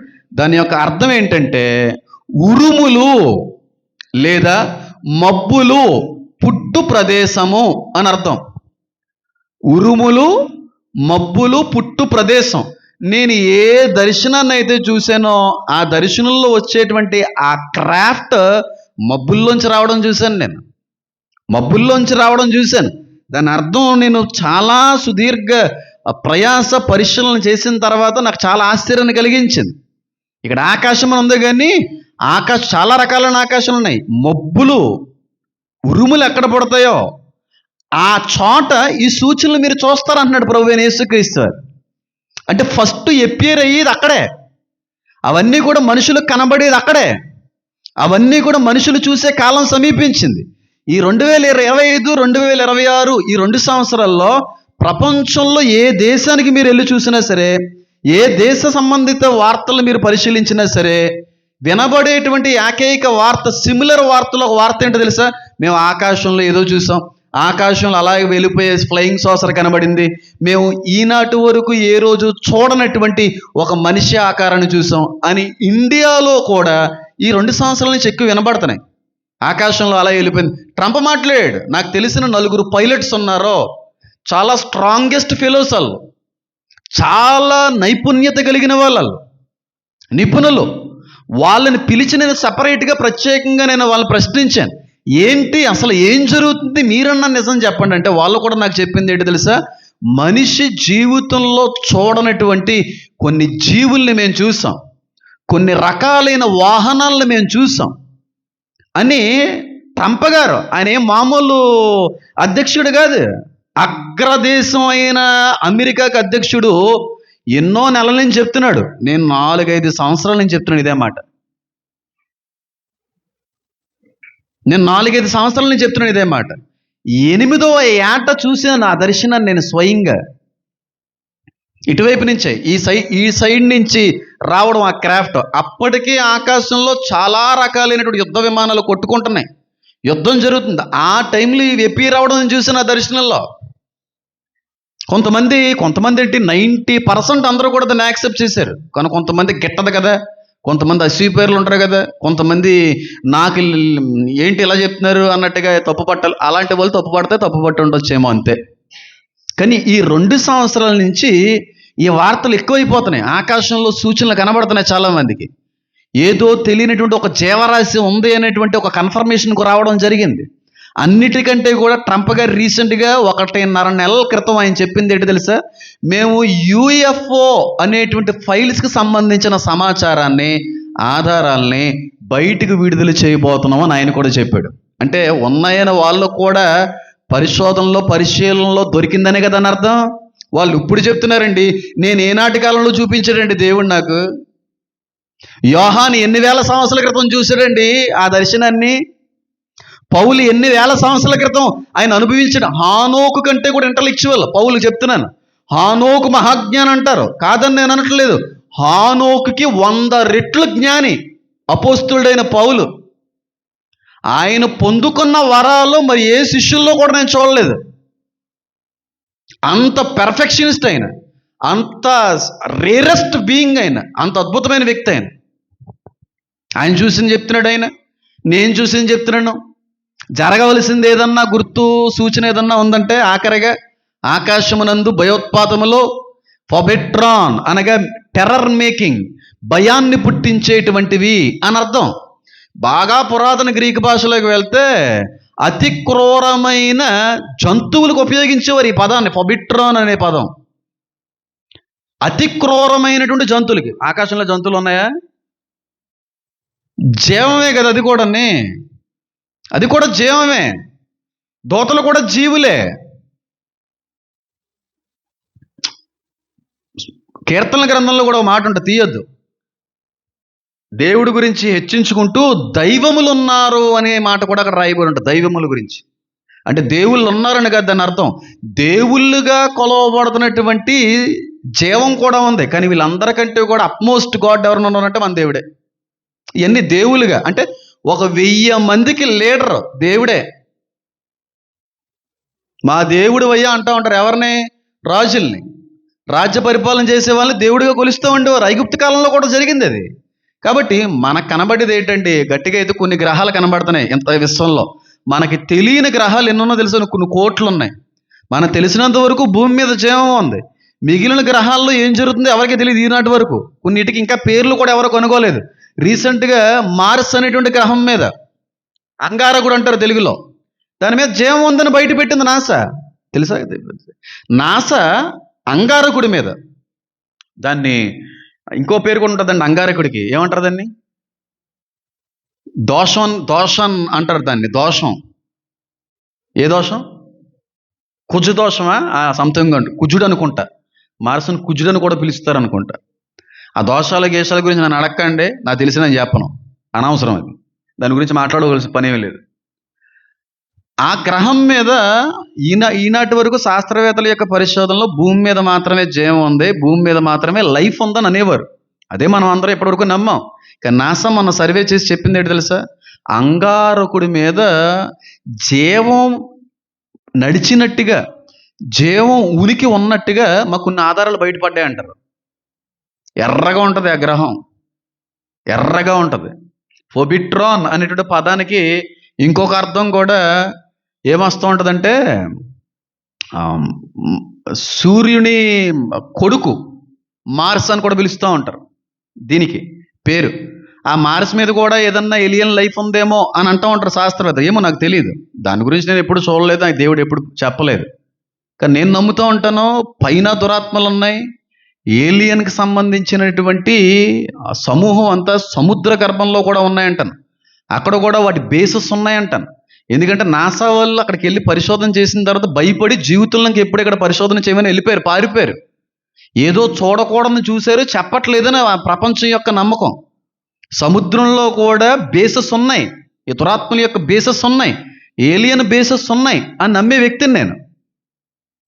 అవన్నీ కూడా ఒకానొక రోజున బయటికి అందరికీ కనబడేట్టుగా రాబోతూ ఉన్నాయి. ఓ మాట చెప్తాను చూడండి, అవి మనుషులని చంపేస్తాయి. నేను చూసిన దర్శనం, మనుషులను చంపుతాయి. అతి భయానకమైన రీతిలో మనుషుల్ని తింటాయి. ఏలియన్ లైఫ్ అనేది ఉంది. వాటిని ఏ పేరెట్టి పిలిచినా నాకు అనవసరం. నేను వాటిని దురాత్మలో, అపవిత్రాత్మలో, డిమాన్స్ అని పిలుస్తూ ఉంటాను. అవి కనబడతాయి ఒక రోజున. ఆకాశం నందు ప్రతి ఒక్క మనిషి కూడా వాటిని చూస్తారు. వాటి నుంచి ఉత్పత్తి అయ్యే రేస్, అవి ఎమిట్ చేసే లైట్, వాటి యొక్క సూచనలు, ఇవన్నీ కూడా మనిషి చూస్తాడు. అంటే ఈ మధ్య కాలంలో ఎక్కువ కనబడుతున్నాయి, ఇంకా ఎక్కువైపోతాయి. మనుషులందరూ కూడా ఒక అభిప్రాయానికి వచ్చేస్తారు, ఏమనంటే మనం కాకుండా వేరే జీవం కూడా ఏదో ఉంది, ఏలియన్స్ ఉన్నాయి అనే అభిప్రాయంలోకి మనుషులు రావాలంటే ఎక్కువగా తరచుగా అవి కనబడాలి. అవే లోక 21వ అధ్యాయంలో రాయబడిన సూచన. ఆకాశమునందు భయోత్పాతములను సూచనలు పుట్టించు ఆత్మలయ్యే. అవి కనబడతాయి. ట్రంప్ గారు నిన్న ఒక మీడియా సమావేశంలో ఒక మాట మాట్లాడుతూ మళ్ళీ రిపీట్ చేశాడు. ఆయన లేదు, ఎవరో మీడియా పర్సన్ అడుగుతాడు, రిలీజ్ చేస్తానంటున్నారు ఆ ఫైల్స్ అన్నీ కూడా, ఎప్పుడు రిలీజ్ చేస్తారు సార్ అంటే, నవ్వుతూ ఆయన ఒక మాట్లాడి తెలుసా, వీఆర్ రిలీజింగ్ సో సూనర్ అని చెప్పి, చాలా దగ్గరగానే మేము రిలీజ్ చేయబోతున్నాం అని చెప్పి. ఒకటి మాత్రం గుర్తుపెట్టుకో, ప్రపంచం షాక్ అయిపోద్ది, ప్రపంచం షాక్ అవుతుంది. అని ఆయన అన్నారు. కొంతమంది నిపుణులు ఏమన్నారు తెలుసా? ట్రంప్ రిలీజ్ చేసేటువంటి ఏలియన్ లైఫ్కి సంబంధించిన ఆధారాలు బయటకు వచ్చిన తర్వాత మనుషులు అనకూడదు కానీ ఆ పదం, అది పరిస్థితి, పోసేసుకుంటారు అన్నారు కొంతమంది నిపుణులు. జీవితంలో ఏ మనిషి కూడా ఎప్పుడు ఇంత షాక్ అవ్వరంట, అంత షాక్ అవుతారంట ఆ న్యూస్ బయటకు వచ్చిన తర్వాత. ట్రంప్ గారు రిలీజ్ చేసిన న్యూస్ వచ్చిన తర్వాత కరోనాకి ఎంత షాక్ అయ్యాం మనకు తెలియదు, దానికి 100 రెట్లు ఉండబోతుంది ఏలియన్ సంబంధించినటువంటి ఆధారాలు బయట పెట్టేటువంటి సమాచారం. వాళ్ళు బయట పెట్టారా, మనం ఇంకా వేరే దారి లేదు, ఇంక వేరే టైం లేదు, ఇంకా సమయం అనేది లేదని మనం అందరూ ఫిక్స్ అయిపోవాలి. వాళ్ళు పెట్టేటువంటి ఆలోచనలో ఉన్నారు. ప్రపంచవ్యాప్తంగా ఉన్న అన్ని దేశాల యొక్క అధికారులకు కూడా తెలుసు వీటి గురించి, మనకు చెప్పట్లేదు అంతే, మనకు చెప్పట్లేదు. సముద్ర గర్భంలో దిగువ భాగంలో ఏముందో నాసా వాళ్ళకి తెలుసు, కానీ మనకు చెప్పరు. ఆకాశ మండలంలో ఏముందో నాసా వాళ్ళకి తెలుసు, కానీ మనకు చెప్పరు. మీకు విషయం తెలుసా? నాసాకి ఎప్పుడో తెలుసు ఫ్యూచర్ డేస్లో అసలు వర్షమే పడదని. రీసెంట్గా బిల్ గేట్స్ మన ఇండియాకి వచ్చి కృత్రిమ వర్షాన్ని పుట్టించే టెక్నాలజీ విడుదల చేశాడు. అవునా కదా? అవునా? విన్నారు? ఇది కృత్రిమంగా టెంపరీ వర్షం. అసలు టెంపరీగా వర్షాన్ని తయారు చేయవలసిన అవసరం ఏముంది అంటే, ముందు రోజుల్లో వర్షం కూడా పడదు అనే సమాచారం వాళ్ళకి వెళ్ళిందనేనా దాని అర్థం. కృత్రిమంగా జపాన్ వాళ్ళు సూర్యుని తయారు చేశారు. తెలుసా ఎందుకు తయారు చేశారు?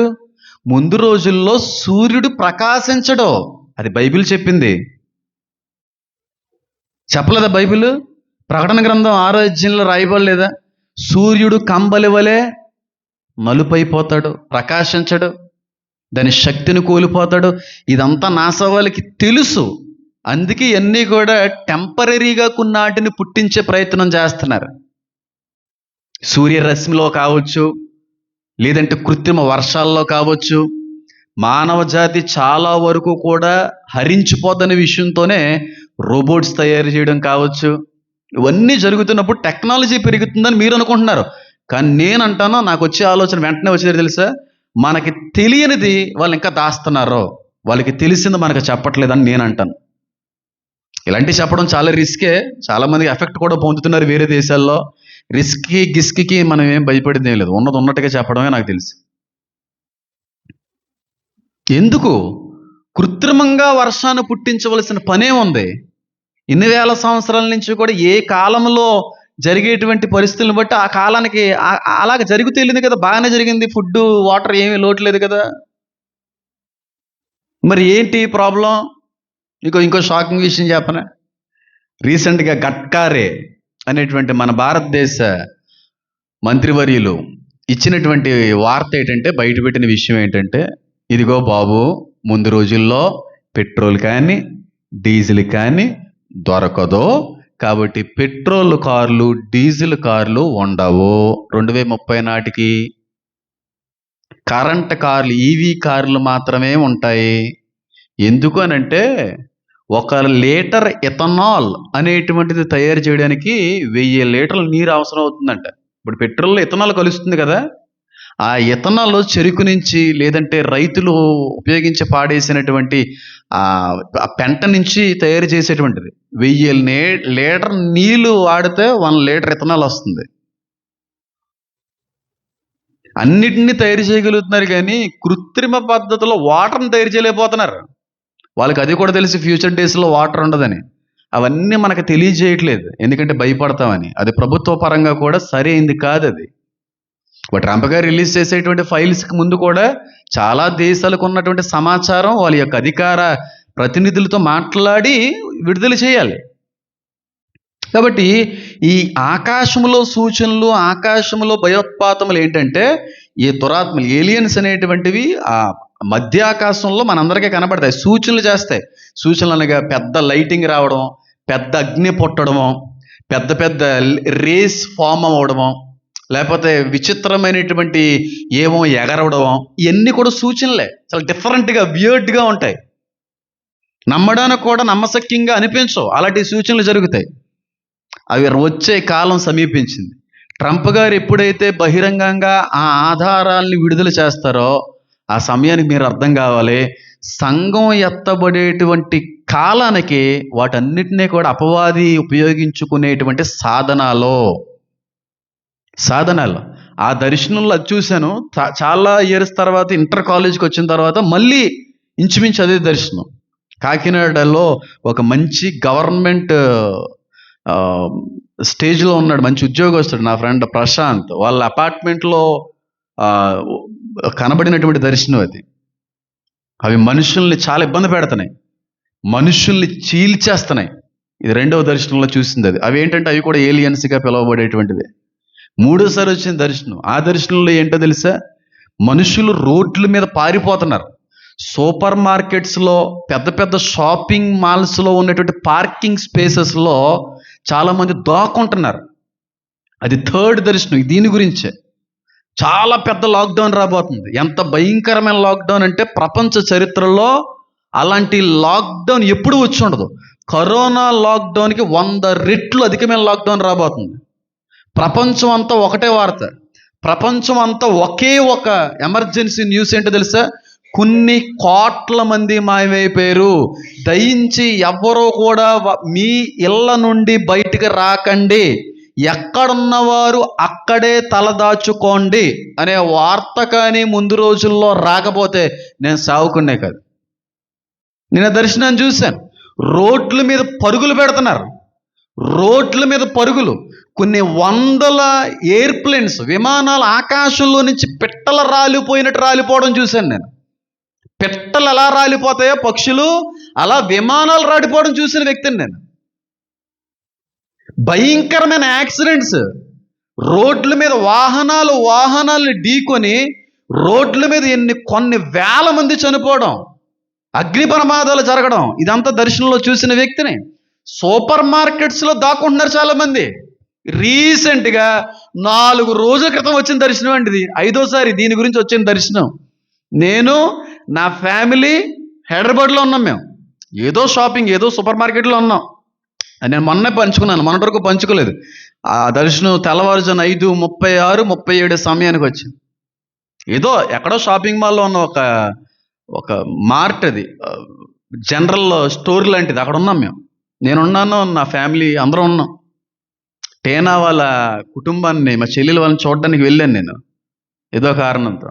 ఉన్నప్పుడు అక్కడ ఉన్నటువంటి సూపర్ మార్కెట్ సిబ్బంది అందరూ కూడా వచ్చేసి ఒకటే అంటున్నారు, ఏమిటి లాక్డౌన్ విధించారంట, దయించి ఎవరు వెళ్ళిపోవలసిన వాళ్ళు ఎవరంటే బేగా ఏంటి షటర్లు వేసేస్తున్నాం అనేది వెంటనే లేచిపోయినా.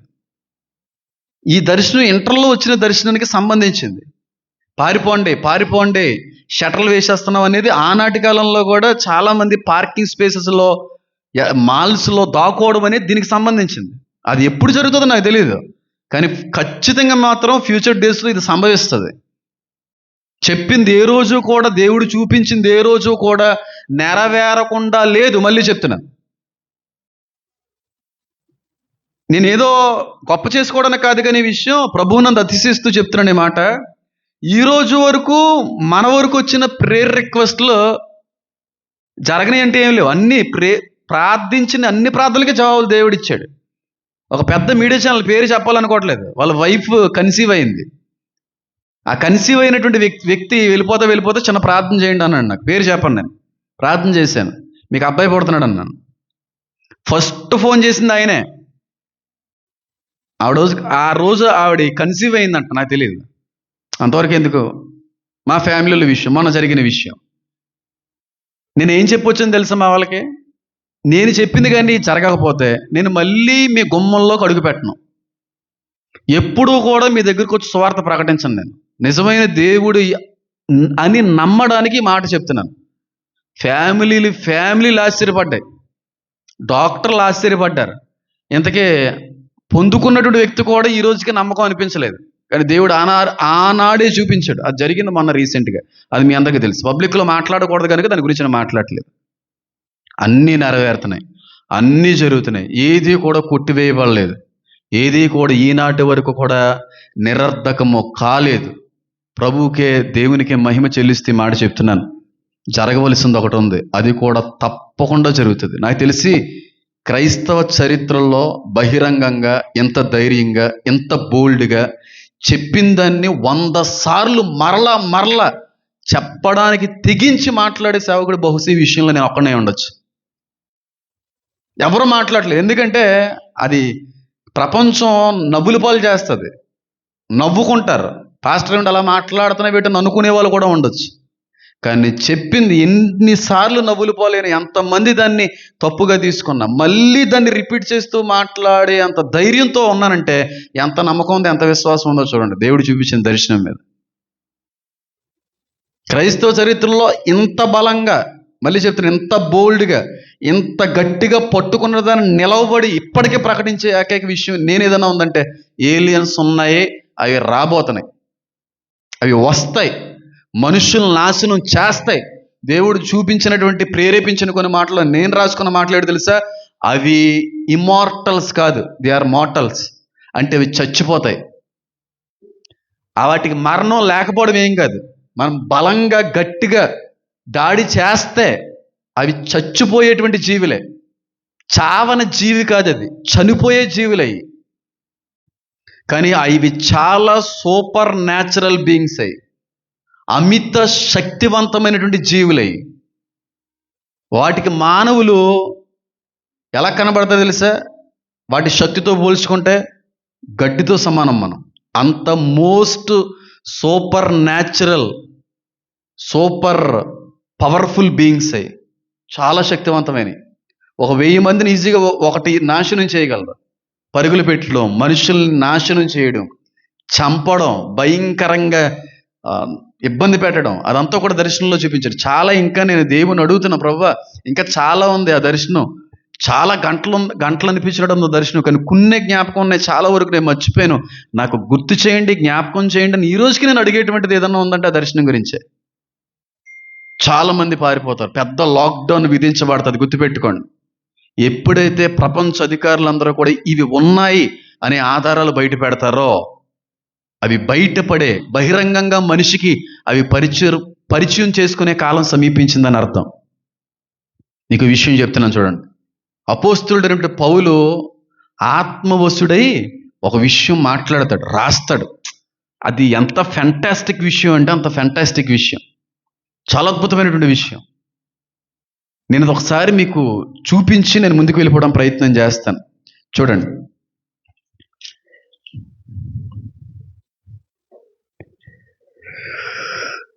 చాలా చాలా అద్భుతమైనటువంటి విషయాన్ని అపోస్తులుడైనటువంటి పౌలు గారు కూడా దాని గురించి ప్రస్తావించి మాట్లాడే ప్రయత్నం చేస్తాడు. 2 తెస్సలోనిక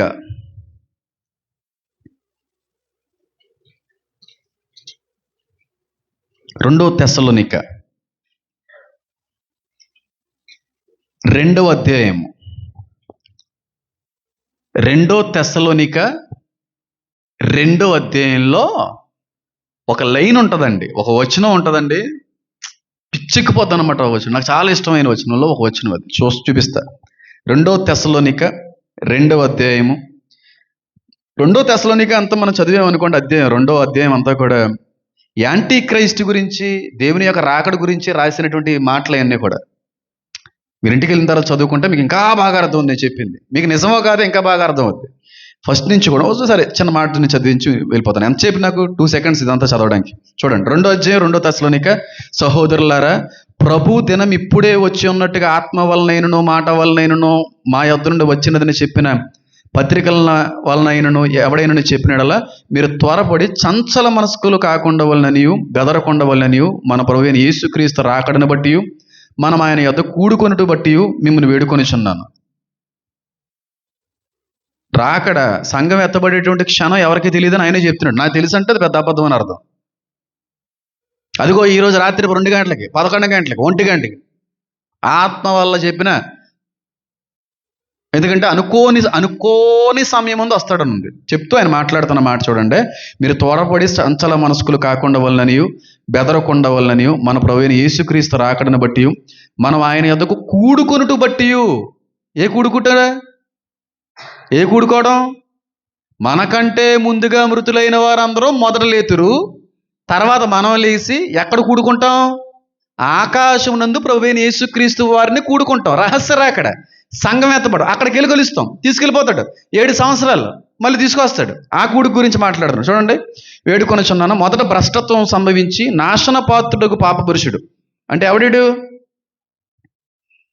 యాంటిక్రైస్ట్, క్రీస్తు విరోధి, పాప పురుషుడు. బయలుపడితేనే కానీ దినము రాదు. ఏది దేవుడు అనబడునో, ఏది పూజింపబడునో దాని అంతటిని ఎదిరించుచు దాని అంతటికి పైగా వాడు తన్ను తానే హెచ్చించుకొనును. తాను దేవుణ్ణి తన కనుపరుచుకొనుచు దేవుని ఆలయంలో కూర్చుండును గనుక ఏ విధముగానేను ఎవడను మిమ్మల్ని పడచనీయకుడి. నేను ఇంకనూ మీ వద్ద ఉన్నప్పుడు ఈ సంగతులు మీతో చెప్పినది మీకు జ్ఞాపకం లేదా? కాగా వాడు తన సొంత కాలమందు బయలుపరచబడవాలని వాణ్ణి అడ్డగించినది ఏదో అది మీరు ఎరుగుదురు. అంటే క్రీస్తు విరోధి యాంటీక్రైస్ట్ రావాలని చూస్తున్నాడు. బయటకు వచ్చేయాలి, తాన్ని కనపరుచుకొని పరిచయం చేసుకుని ప్రపంచానికి శాంతి తీసుకొచ్చేయాలని బాగా ఉపలాటంతో ఉన్నాడు. కానీ ఎవరు రానివ్వట్లేదంట. మీకు తెలుసు ఎవరు రానివ్వట్లేదు అన్నాడు ఆయన. అడ్డగించినది ఎప్పుడైతే తొలుగుతుందో, ప్రక్కగా వెళ్తాదో వాడు ముందుకు వస్తాడు. ఎవరు అడ్డగిస్తున్నారు? పరిశుద్ధాత్ముడు. రానివ్వట్లేదండి. ఇంకా టైం లేదు, ఇంకా టైం దగ్గర పడలేదు. ఆయన ఎప్పుడైతే ప్రక్కకి వెళ్తాడో, అంటే ఎప్పుడైతే పరిశుద్ధాత్మ త్రప్పుకుంటాడో యాంటీక్రైస్ట్ ఎప్పీర్ అవుతాడు. కానీ వాడు ఎప్పుడెప్పుడు వచ్చేద్దాం, ఎప్పుడెప్పుడు చూపించుకుందాం, ఎప్పుడెప్పుడు పరిచయం అవుతాం వాడు చూస్తున్నాడు అన్నది బైబిల్ గ్రంథంలో. కానీ ఎవరు అడ్డగిస్తున్నారంటే పరిశుద్ధాత్మకు అడ్డగిస్తుంది. ఒక్కసారి తప్పుకుంటుంది, తప్పుకున్న తర్వాత బయటకు వస్తాడు. వాడిని చూస్తాం ఖచ్చితంగా 100% చూస్తాం. అంటే ఆడు చనిపోయి మళ్ళీ బ్రతికిన తర్వాత ఆ స్వరూపం చూడం, దానికి ముందు స్వరూపం చూసే అవకాశం ఉండొచ్చు. దాన్ని అయితే గట్టిగా దాని గురించి నేను కూడా ప్రత్యేకంగా మాట్లాడతాను. ఎందుకంటే కొంతమంది 3 యెరూషలేము దేవాలయం మనం చూస్తాం లేదా ఇదంతా దాని గురించి మాట్లాడతాం. చూడండి, కాగా వాడు తన సొంత కాలంలో బయలుపరచబడవాలని వాడిని అడ్డగించిన ఏదో అది మీరు ఎరుగుదురు. ధర్మ విరోధి సంబంధమైన మర్మం ఇప్పటికే క్రియ చేయుచున్నది కానీ ఇది వరకు అడ్డగించిన వాడు మధ్య నుండి తీసివేయబడు వరకే అడ్డగించును. ఒకసారి తీసివేసిన తర్వాత వాడు వస్తాడు. అప్పుడు ధర్మ విరోధి బయలుపరచబడును. ప్రభువైన యేసు తన నోట ఊపిరి చేత వాని సంహరించి తన ఆగమన ప్రకాశము చేత నాశనము చేయను. నశించుచున్న వారు తమ రక్షింపబడుటకై సత్య విషయమైన ప్రేమను అవలంబింపకపోయేరు గనుక వాని రాక అబద్ధ విషయమే సమస్త బలముతోనూ నానా విధములైన సూచక్రియలతోనూ. ఏ క్రియలతోనూ? ఏ క్రియలండి? ఆకాశం ముందు ఏం జరుగుతాయండి? సూచనలు. ప్రకటన గ్రంథం 16వ వచనంలో దురాత్మలు సూచనలు చెయ్యనట్టి. అర్థమవుతుంది ఇప్పుడు నేను చెప్పేది? వాడు బయటికి వచ్చే ముందు ఇవి అపియర్ అవుతాయి, ఏలియన్స్ బయటపడతాయి. ఉన్నాయి అనేటువంటి ఒక బలమైన ఆధారం బయటకు వచ్చేస్తుంది. చూడండి, అందుకే అంటున్నాను, అబద్ధ విషయమే సమస్త బలముతోనూ నానా విధములైన సూచక్రియలతోనూ మహత్కార్యములతోనూ దుర్నీతిని పుట్టించు సమస్త మోసముతోనూ నశించున్న వారిలో సాతాను కనుపరుచు బలమును అనుసరించియుండును. ఇందుచేత చూడండి, ఇక్కడి నుంచి సత్యమును నమ్మక దుర్నీతి యందు అభిలాష గల వారందరూ శిక్షావిధి పొందుటకే అబద్ధమును నమ్మునట్లు మోసము చేయు శక్తిని దేవుడు వారికి పంపుచున్నాడు. యాంటీక్రైస్ట్ వచ్చి వాడు పుట్టించే మహాభయంకరమైన మోసపూరితమైన మాయ ఏదన్నా ఉందంటే, నేను ఎన్నో సంవత్సరాల నుంచి చెప్తుండే తెలుసా, సంఘం ఎత్తబడిన తర్వాత కొన్ని కోట్ల మంది అదృశ్యం అయిపోయిన తర్వాత యాంటీక్రైస్ట్ గాడు మిగిలిన వారందరినీ మభ్యపరచడానికి ఉపయోగించేటువంటిది ఏందని చెప్పాను? ఏలియన్స్ వచ్చి పట్టుకుపోయినరా బాబు, సంఘం ఎత్తబడ్డం కాదు, రాకడ కాదు, ఏమీ కాదు అని వాడు ఒక మాయను పుట్టిస్తాడు. వాడు పుట్టించినటువంటి ఆ కుయుక్తి, ఆ మంత్రాన్ని, ఆ మాయని విడవబడిన వారందరూ నమ్ముతారు అనంద బైబిల్లో. మనం నమ్ముతామా? అసలు వాడిని నమ్ముతాం మనం? వాడు చెప్పే ఒకవేళ మాటలు మనం ఉంటాయి, వాడి మాటలు నమ్ముతామా? వాడి దేవుడిని నమ్ముతామా? మరి సంఘం ఉంటుందా ఉండదా? అబద్ధమును పుట్టించి నమ్మేటువంటి ఆత్మ దేవుడు పంపిస్తాడంట. అంటే ఇందులో ఉన్న ఆత్మ పరిశుద్ధాత్మ అబద్ధాన్ని నమ్ముతుందా? అబద్ధాన్ని అంగీకరించగలదా? కాబట్టి సంఘం శ్రమల్లో పోరపాటునుండదు. ఎవరిని మోసగిస్తుంది? ఎవరు ఈ అబద్ధానికి పడిపోతారంటే పై లైన్లో ఉంది. పైలైన్లో స్పష్టంగా ఉంది. క్రైస్తువుని ఉద్దేశించి రాయబడలేదు. ఆ మాట చూడండి, చూడండి, నేను చదువుతున్నాను చూడండి. నశించుచున్నవారు, మనం నశించుచున్నవారమా? మనం నశించుచున్న వాళ్ళమా? శాశ్వత జీవంలోకి వెళ్ళే వాళ్ళమా? చూడండి, విడవబడిన వారు తాము రక్షింపబడ్డకే సత్య విషయమైన ప్రేమను అవలంబింపకపోయారు గనుక. సత్య విషయమైన ప్రేమ అంటే యేసుక్రీస్తు ప్రభువు వారు మన అందరి పాపాల నిమిత్తమే వచ్చి మరణించి పునరుద్ధానుడయ్యాడు అనేటువంటి విషయాన్ని ఏం చేయలేకపోయారు? నశించుచున్న వాళ్ళు నమ్మలేకపోయారు. మనం నమ్మిన వాళ్ళమా కాదా? మనం ఉంటాం అప్పుడు? మన గురించి రాయబట్టలేదు అక్కడ. సంఘం శ్రమల్లో ఉండదు అని రుజువుపరచడానికి ప్రపంచంలో చాలామంది ఒక 10-20 ఆధారాలు చూపించి ఉండొచ్చు. నేను కొన్ని వందల ఆధారాలు చూపించిన సంఘం శ్రమల్లో ఉండదని. వందల ఆధారాలు చూడండి. ఇది మొదటిది. వాని రాక అబద్ధ విషయమే సమస్త బలముతోనూ నానా విధములైన సూచక్రియలతో మహత్కారంతో దుర్నీతిని పుట్టించి సమస్త మోసముతోనూ నశించుచున్న వారిలో సాతాను కనుపరుచు బలమును అనుసరించి ఉండును. నశించుచున్న వారు సాతాను అనుసరించే బలాన్ని ఏం చేస్తారంట? నమ్ముతారంట. మనం నమ్ముతామా? కాదు. ఇందుచేత సత్యమును నమ్మక దుర్నీతి యందు అభిలాష గల వారందరూ శిక్షావిధి పొందుటకే అబద్ధమును నమ్మునట్లు మోసము చేయి శక్తి దేవుడు వారికి పంపుచున్నాడు. అబద్ధాన్ని నమ్మించే ఆత్మ శక్తి మనలో ఉన్నవాడు లోకంలో ఉన్నవానికంటే గొప్పవాడు.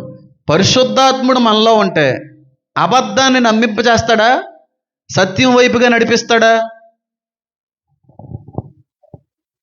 ఎంత క్లియర్గా ఉందో చూడండి.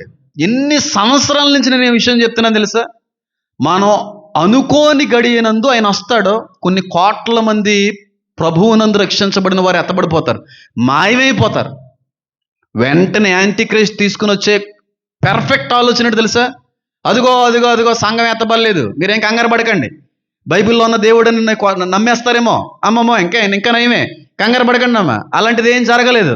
కొన్ని కోట్ల మంది అదృశ్యమయ్యారని మీరు అంటున్నారా? కానీ వాస్తవానికి క్రైస్తవులు మాత్రమే కాదు, చాలా ఇతర మతాలకు సంబంధించిన వారు కూడా కనబడట్లేదు అని పుట్టిస్తాడు.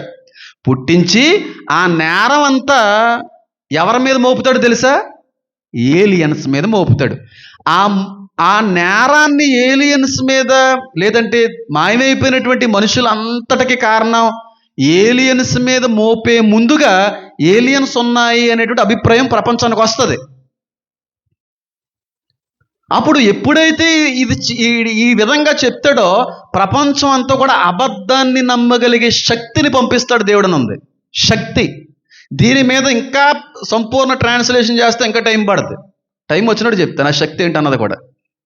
వాడు ఇంప్లిమెంట్ చేసే ప్లాన్ అది ఆ విధంగా ఉంటుంది. కొన్ని కోట్ల మంది ఏమైపోతారండి, కొన్ని కోట్ల మంది ఏమైపోతారు. మాట చెప్తున్నా చూడండి, ఇది గుర్తుపెట్టుకునే మాటని. సంఘం ఎత్తబడిన క్షణం, సెకండ్ కూడా ఆలోచించకుండా, లేట్ చేయకుండా సంఘం ఎత్తబడింది. ఇప్పుడు 9-10 నిమిషాలు అయింది. 9-10 నిమిషాలకి సంఘం ఎత్తబడింది. కొన్ని కోట్ల మంది అదృశ్యం అయిపోయారు. 9-10 నిమిషాల 1 సెకండ్కి ఏలియన్స్ వచ్చి ప్రపంచం మీద పడిపోతాయి. సెకండ్ ఆలస్యం. అవి ఎదురు చూస్తున్నాయి. ఏలియన్స్ అనేటువంటివి ఎదురు చూస్తున్నాయి, కనిపెడుతున్నాయి. సంఘం ఎత్తబడ్డంతోనే క్షణంలో వచ్చి దాడి చేస్తాయి ప్రపంచం మీద. టైం కూడా తీసుకో, సెకండ్లో దాడి చేస్తాయి.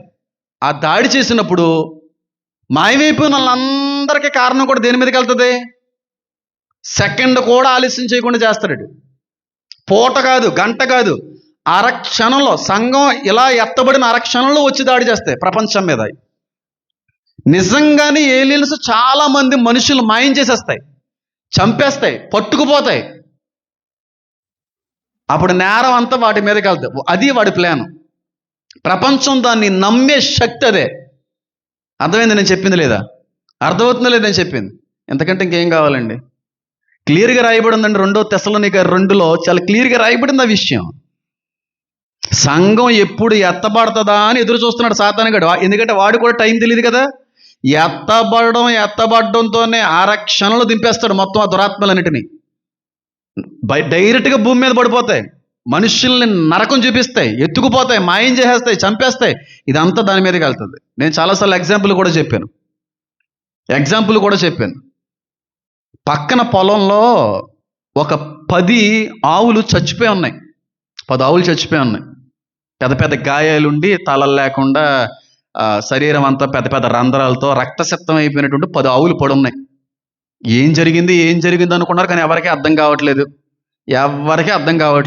ఇలా కాదురా బాబు, సీసీ కెమెరాలు తీయండి, సీసీ కెమెరాల ఫుటేజ్లో మనకు బయట పడిపోద్దని ఎవడో సలహా ఇచ్చాడు. సలహా ఇచ్చినప్పుడు సీసీ కెమెరా అంతా కూడా చెక్ చేస్తుంటే ఆ గేదెల దగ్గరికి ఏది వచ్చినట్టు కనబడలేదు, కానీ ఆ ప్రక్క వీధిలో చిరతపూలు వెళ్ళిపోవడం అనేది సీసీ కెమెరాలో పడింది. చూడండి, ప్రక్క వీధిలో చిరతపూలు అలా వెళ్ళడం అనేది సీసీ కెమెరాలో పడింది. వీటిని చంపడం అనేది సీసీ కెమెరాలో పడలేదు. అప్పుడు ఎవడైనా బుద్ధి ఉన్నవాడు ఆ 10 ఆవులు చచ్చిపోవడానికి కారణం ఏమంటారు? సేమ్ అదే జరుగుతుంది. కొన్ని కోట్ల మంది అదృశ్యం అయిపోతారో, అదృశ్యం సంఘంలో ఎత్తబడిన వారితో పాటుగా అరక్షణంలో, కొన్ని నిమిషాల్లో ప్రపంచంలో ఉన్న మిగిలిన విడవబడిన వారు కూడా చచ్చిపోవడం అనేది, మాయమైపోవడం అనేది జరుగుతుంది. ఎందుకంటే ఇవి ఎత్తుకుపోతాయి. అప్పుడు అందరికీ బలమైనటువంటి సీసీ కెమెరా విజువల్స్ కావచ్చు, ఇంకోటి కావచ్చు, ఇవన్నీ చూపించి మోసం చేసేస్తారండి. ఇవే పట్టుకుపోయి ఇవే మాయం చేసేసి అని చెప్పి. ఎందుకంటే అవి వచ్చిన తర్వాత కూడా అలాంటివి జరిగిస్తాయి. వాడు ఎదురు చూస్తున్నాడు, సంఘం ఎప్పుడే ఎత్తబడుతుందనే క్షణం కోసం ఎదురు చూస్తున్నాడు. అది జరిగిన మరుక్షణం వచ్చి మొత్తం అన్నిటి మీద పడిపోయినట్టుగా, నాశనం చేసినట్టుగా, అన్నీ ఎత్తుకుపోయినట్టుగా పుట్టిస్తాడు. అదే బైబిల్ గ్రంథంలో రాయబడింది. కాబట్టి మనం ఎలాగైతే సంఘం ఎత్తబడేటువంటి దానికోసం ఎదురు చూస్తున్నామో, సాతాను కూడా ఎదురు చూస్తున్నాడు. ఎప్పుడు మాయమవుతారా, ఎప్పుడు దింపేద్దామా మనల్ని. అప్పుడు మొత్తం ఆ తప్పు, ఆ కారణం అంతా దేని మీదకి వెళ్ళిపోద్ది? దాని మీదకి వెళ్తుంది. ఎవరైనా నమ్ముతారు అది. ఎందుకంటే అప్పటికే వాటికి సంబంధించిన ఆధారాలు బయటపడ్డాయి.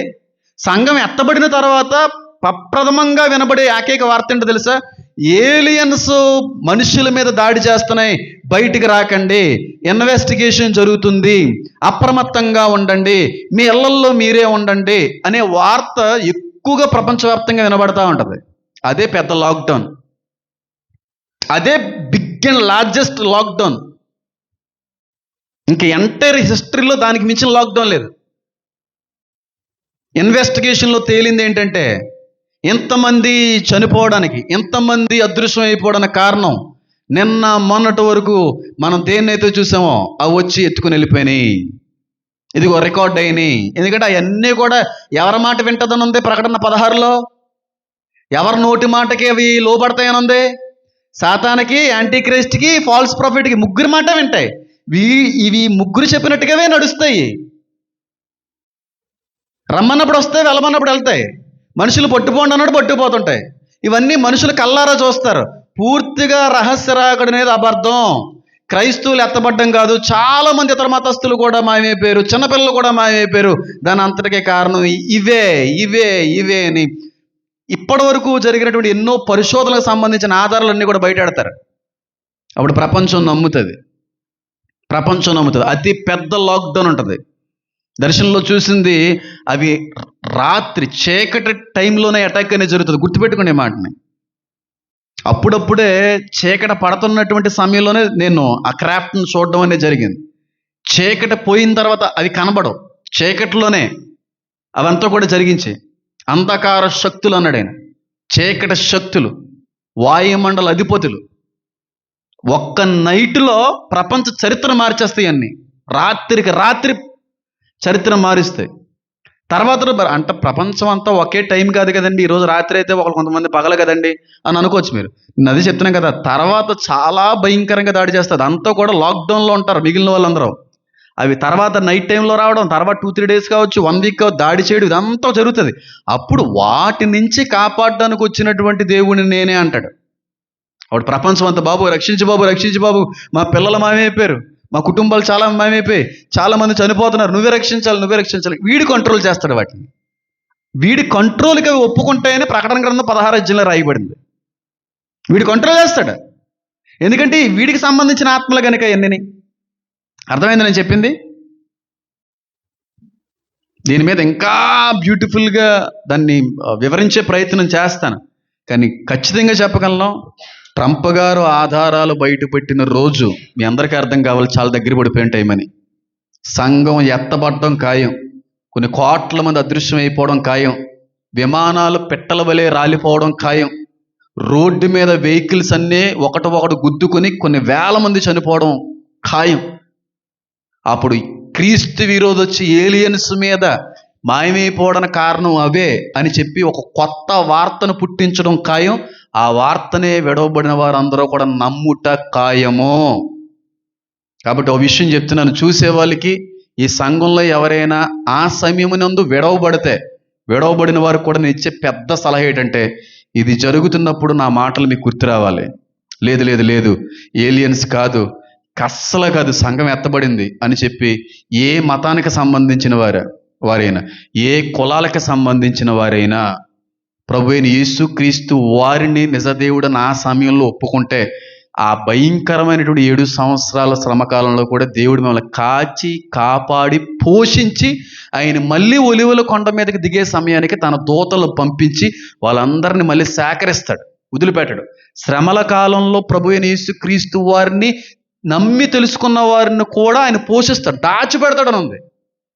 దాస్తాడు, వాడి చేతికి చిక్కనివ్వడం. మిమ్మల్ని నిజంగా నమ్ముకుంటే విడవబడే వారికి నేను ముందుగా చెప్తున్నాను, నేను చెప్పింది ఆ రోజున జరిగినప్పుడు నా మాటలు మీకు గుర్తు రావాలి.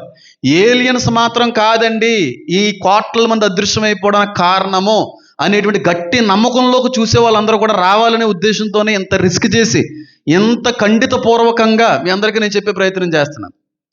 పాస్టర్ హ్యామాన్ అనేటువంటి వ్యక్తి చెప్పాడు, కొన్ని కోట్ల మంది అదృశ్యమైపోతారని చెప్పారు. అప్పుడు ఒక వ్యక్తి వస్తాడని, ఈ కోట్ల మంది అదృశ్యమైపోవడానికి కారణం నిన్న మొన్నటి వరకు కనబడినటువంటి ఏలియన్స్ అంటాడని చెప్పాడు. కానీ మనం ఆ మాట నమ్మకూడదు. ఎప్పటికైనా ఆలస్యమైంది చాలు, ఈ శ్రమకాలమునందైనా ప్రభువైన యేసుక్రీస్తు వారిని సొంత రక్షకునిగా స్వీకరిందాం అని బలమైన తీర్మానం మీరు తీసుకోగలిగితే, ఆ శ్రమ కాలమునందు కూడా నా దేవుడు మిమ్మల్ని అందరినీ కూడా రక్షించి పోషిస్తాడు. అందులో సందేహం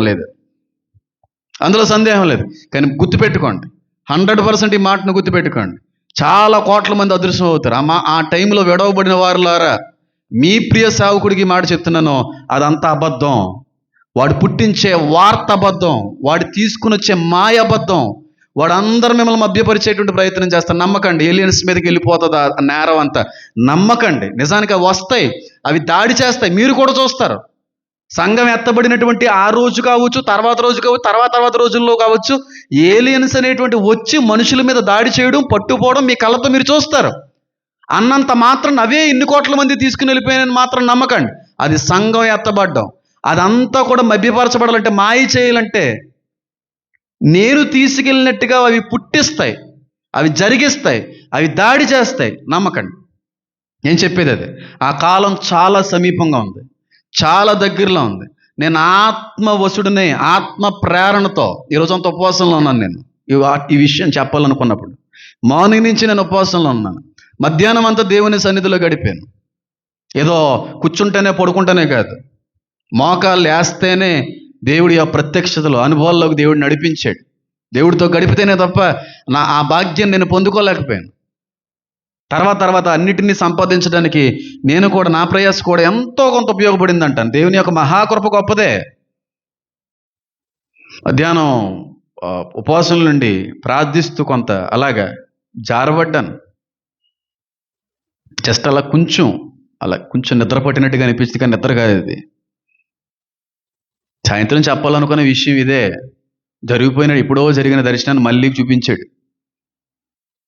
కన్ఫర్మ్ చేసేసుకున్నాను, ఖచ్చితంగా ఈరోజు దేవుడు మాట్లాడబోతున్నాడు ప్రపంచంతో. వీలైనంత మందిని రక్షిస్తుందండి ఈరోజు నేను చేసినటువంటి ఈ మాట, ఈ ప్రసంగం చాలామందిని రక్షిస్తుంది. ఆ రోజులు నాకు నమ్మకం ఉంది. ఒకవేళ ఈ లోపల సాతాను ఏమన్నా కుయుక్తులు పని ఏదన్నా జరిగిస్తుంది వేరే విషయం, కానీ కోట్ల మంది అదృశ్యం అయిపోతారు. ఒకడు వస్తాడు, ఏలియన్స్ పట్టుకుపోయి అంటాడు. మీరు నమ్మకండి, నిజంగా దాడి చేయడం మీ కళ్ళతో మీరు చూసిన కోట్ల మంది క్రైస్తవులు అదృశ్యం అవడానికి కారణం అవి మాత్రం అని నమ్మకండి. తప్పకుండా దేవుడు మిమ్మల్ని, మీ కుటుంబాన్ని ఎత్తుపట్టుకుంటాడు ఆ రోజున. కాబట్టి ఆకాశం నందు సూచనలు, భయోత్పాతములు పుడతాయి. అవి ఏలియన్స్ తీసుకొస్తాయి.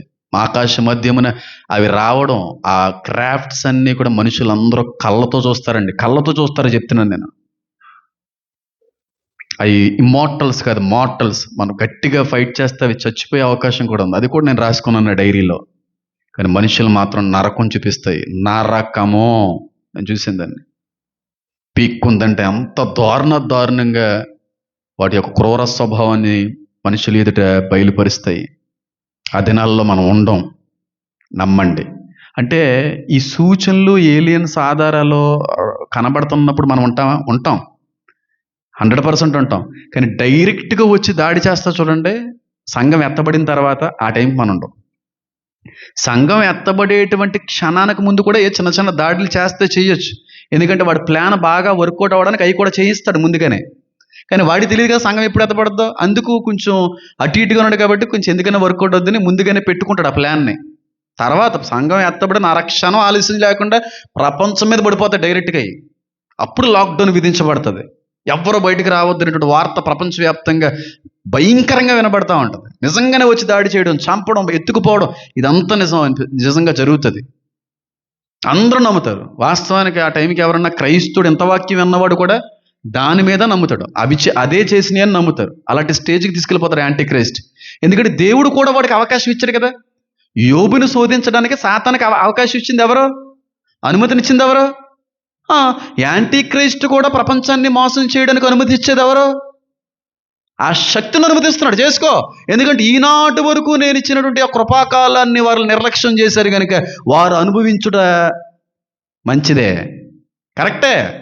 అలా అని చెప్పి వదిలేడుంటే మళ్ళీ కృప ఉంటుంది, భయంకరమైన కృపను చూపిస్తాడు నమ్మిన వాళ్ళకి. కాబట్టి ఏదన్నా ఇంకా నెరవేరవలసింది, జరగవలసింది ఏదన్నా ఉందంటే ఆకాశమునందు సూచనలు భయోత్పాతములే, అదొక్కటి నెరవేరాలి. అది నెరవేరేటువంటి కాలానికి మనం అందరం చాలా దగ్గరికి వచ్చేసాం. కాబట్టి సిద్ధపడండి. ట్రంప్ గారి ప్రభుత్వం ఎప్పుడు విడుదల చేస్తుందని 1000 కళ్ళతో ఎదురు చూస్తున్నాను. అది విడుదల చెయ్యాలి. అప్పుడు ఇంకా చెప్పవలసినవి ఇంకా ఉన్నాయి. ఎందుకంటే అవి నాకు ఉపయోగపడతాయి, ఇంకా బలం చేకూరుతుంది నేను రాసుకున్న విషయాలు. వాటన్నిటిని మీ అందరితో పంచుకునే ప్రయత్నం చేస్తాను. చాలామందికి ఇది షేర్ చేయడానికి ప్రయత్నం చేయండి. ఎందుకంటే అన్యులు కూడా చాలామంది నమ్మి ఆ రోజున గ్రహించగలిగే స్థితిలో ఉంటారని నేను నమ్ముతున్నాను. నేను చాలా ఇంటర్వ్యూస్లో కూడా, కేఆర్ టీవీ ఇంటర్వ్యూలో కూడా డైరెక్ట్గా వెళ్ళి క్రాంతి అడిగితే చెప్పొచ్చాను. 100% ఉన్నాయి క్రాంతి అని బహిరంగంగా. ఎందుకంటే అబద్ధం అనుకోండి, ఇతరులను మోసం చేయాలనుకోండి, ఏదో నా కెమెరా ముందు నేను ఏదో బిస్కెట్ వేసో ఏదో చేసో వెళ్ళిపోవచ్చు. కానీ నేషనల్ ఛానల్ దగ్గరికి వెళ్ళి మాట చెప్పొచ్చానంటే ఎంత నమ్మకం ఉందో చూడండి. ఆయన షాక్ అయ్యాడు. ఇంటర్వ్యూ అయిన తర్వాత నిజంగా ఉన్నాయంటారా అండి సార్ అంటే, ఉన్నాయి క్రాంతి, మాట గుర్తుపెట్టుకో క్రాంతి అని చెప్పొచ్చిన వ్యక్తిని నేను. అది ఉపయోగపడుతుంది. మన ఛానల్కి ఏదైనా ఇబ్బంది అయినా వాళ్ళు ఉంటాయి కనుక ఆనాటి కాలంలో అవి ఉపయోగపడతాయనే ఉద్దేశంతో అక్కడ కూడా వెళ్ళి చెప్పాను. ఒకవేళ దేవుడు అవకాశం ఇస్తే ఇంకా చాలా చోట్ల మీడియా ఛానల్స్లో ఈ మాట తెలియపరచవలసిన అవసరత నాకు ఉంది, వెళ్తాను. కాబట్టి గమనించండి, అనేక మందికి షేర్ చేయడానికి ప్రయత్నం చేయండి, సిద్ధపడండి. కళ్ళు మూసుకుందాం, చిన్న ప్రార్థన చేసుకుందాం.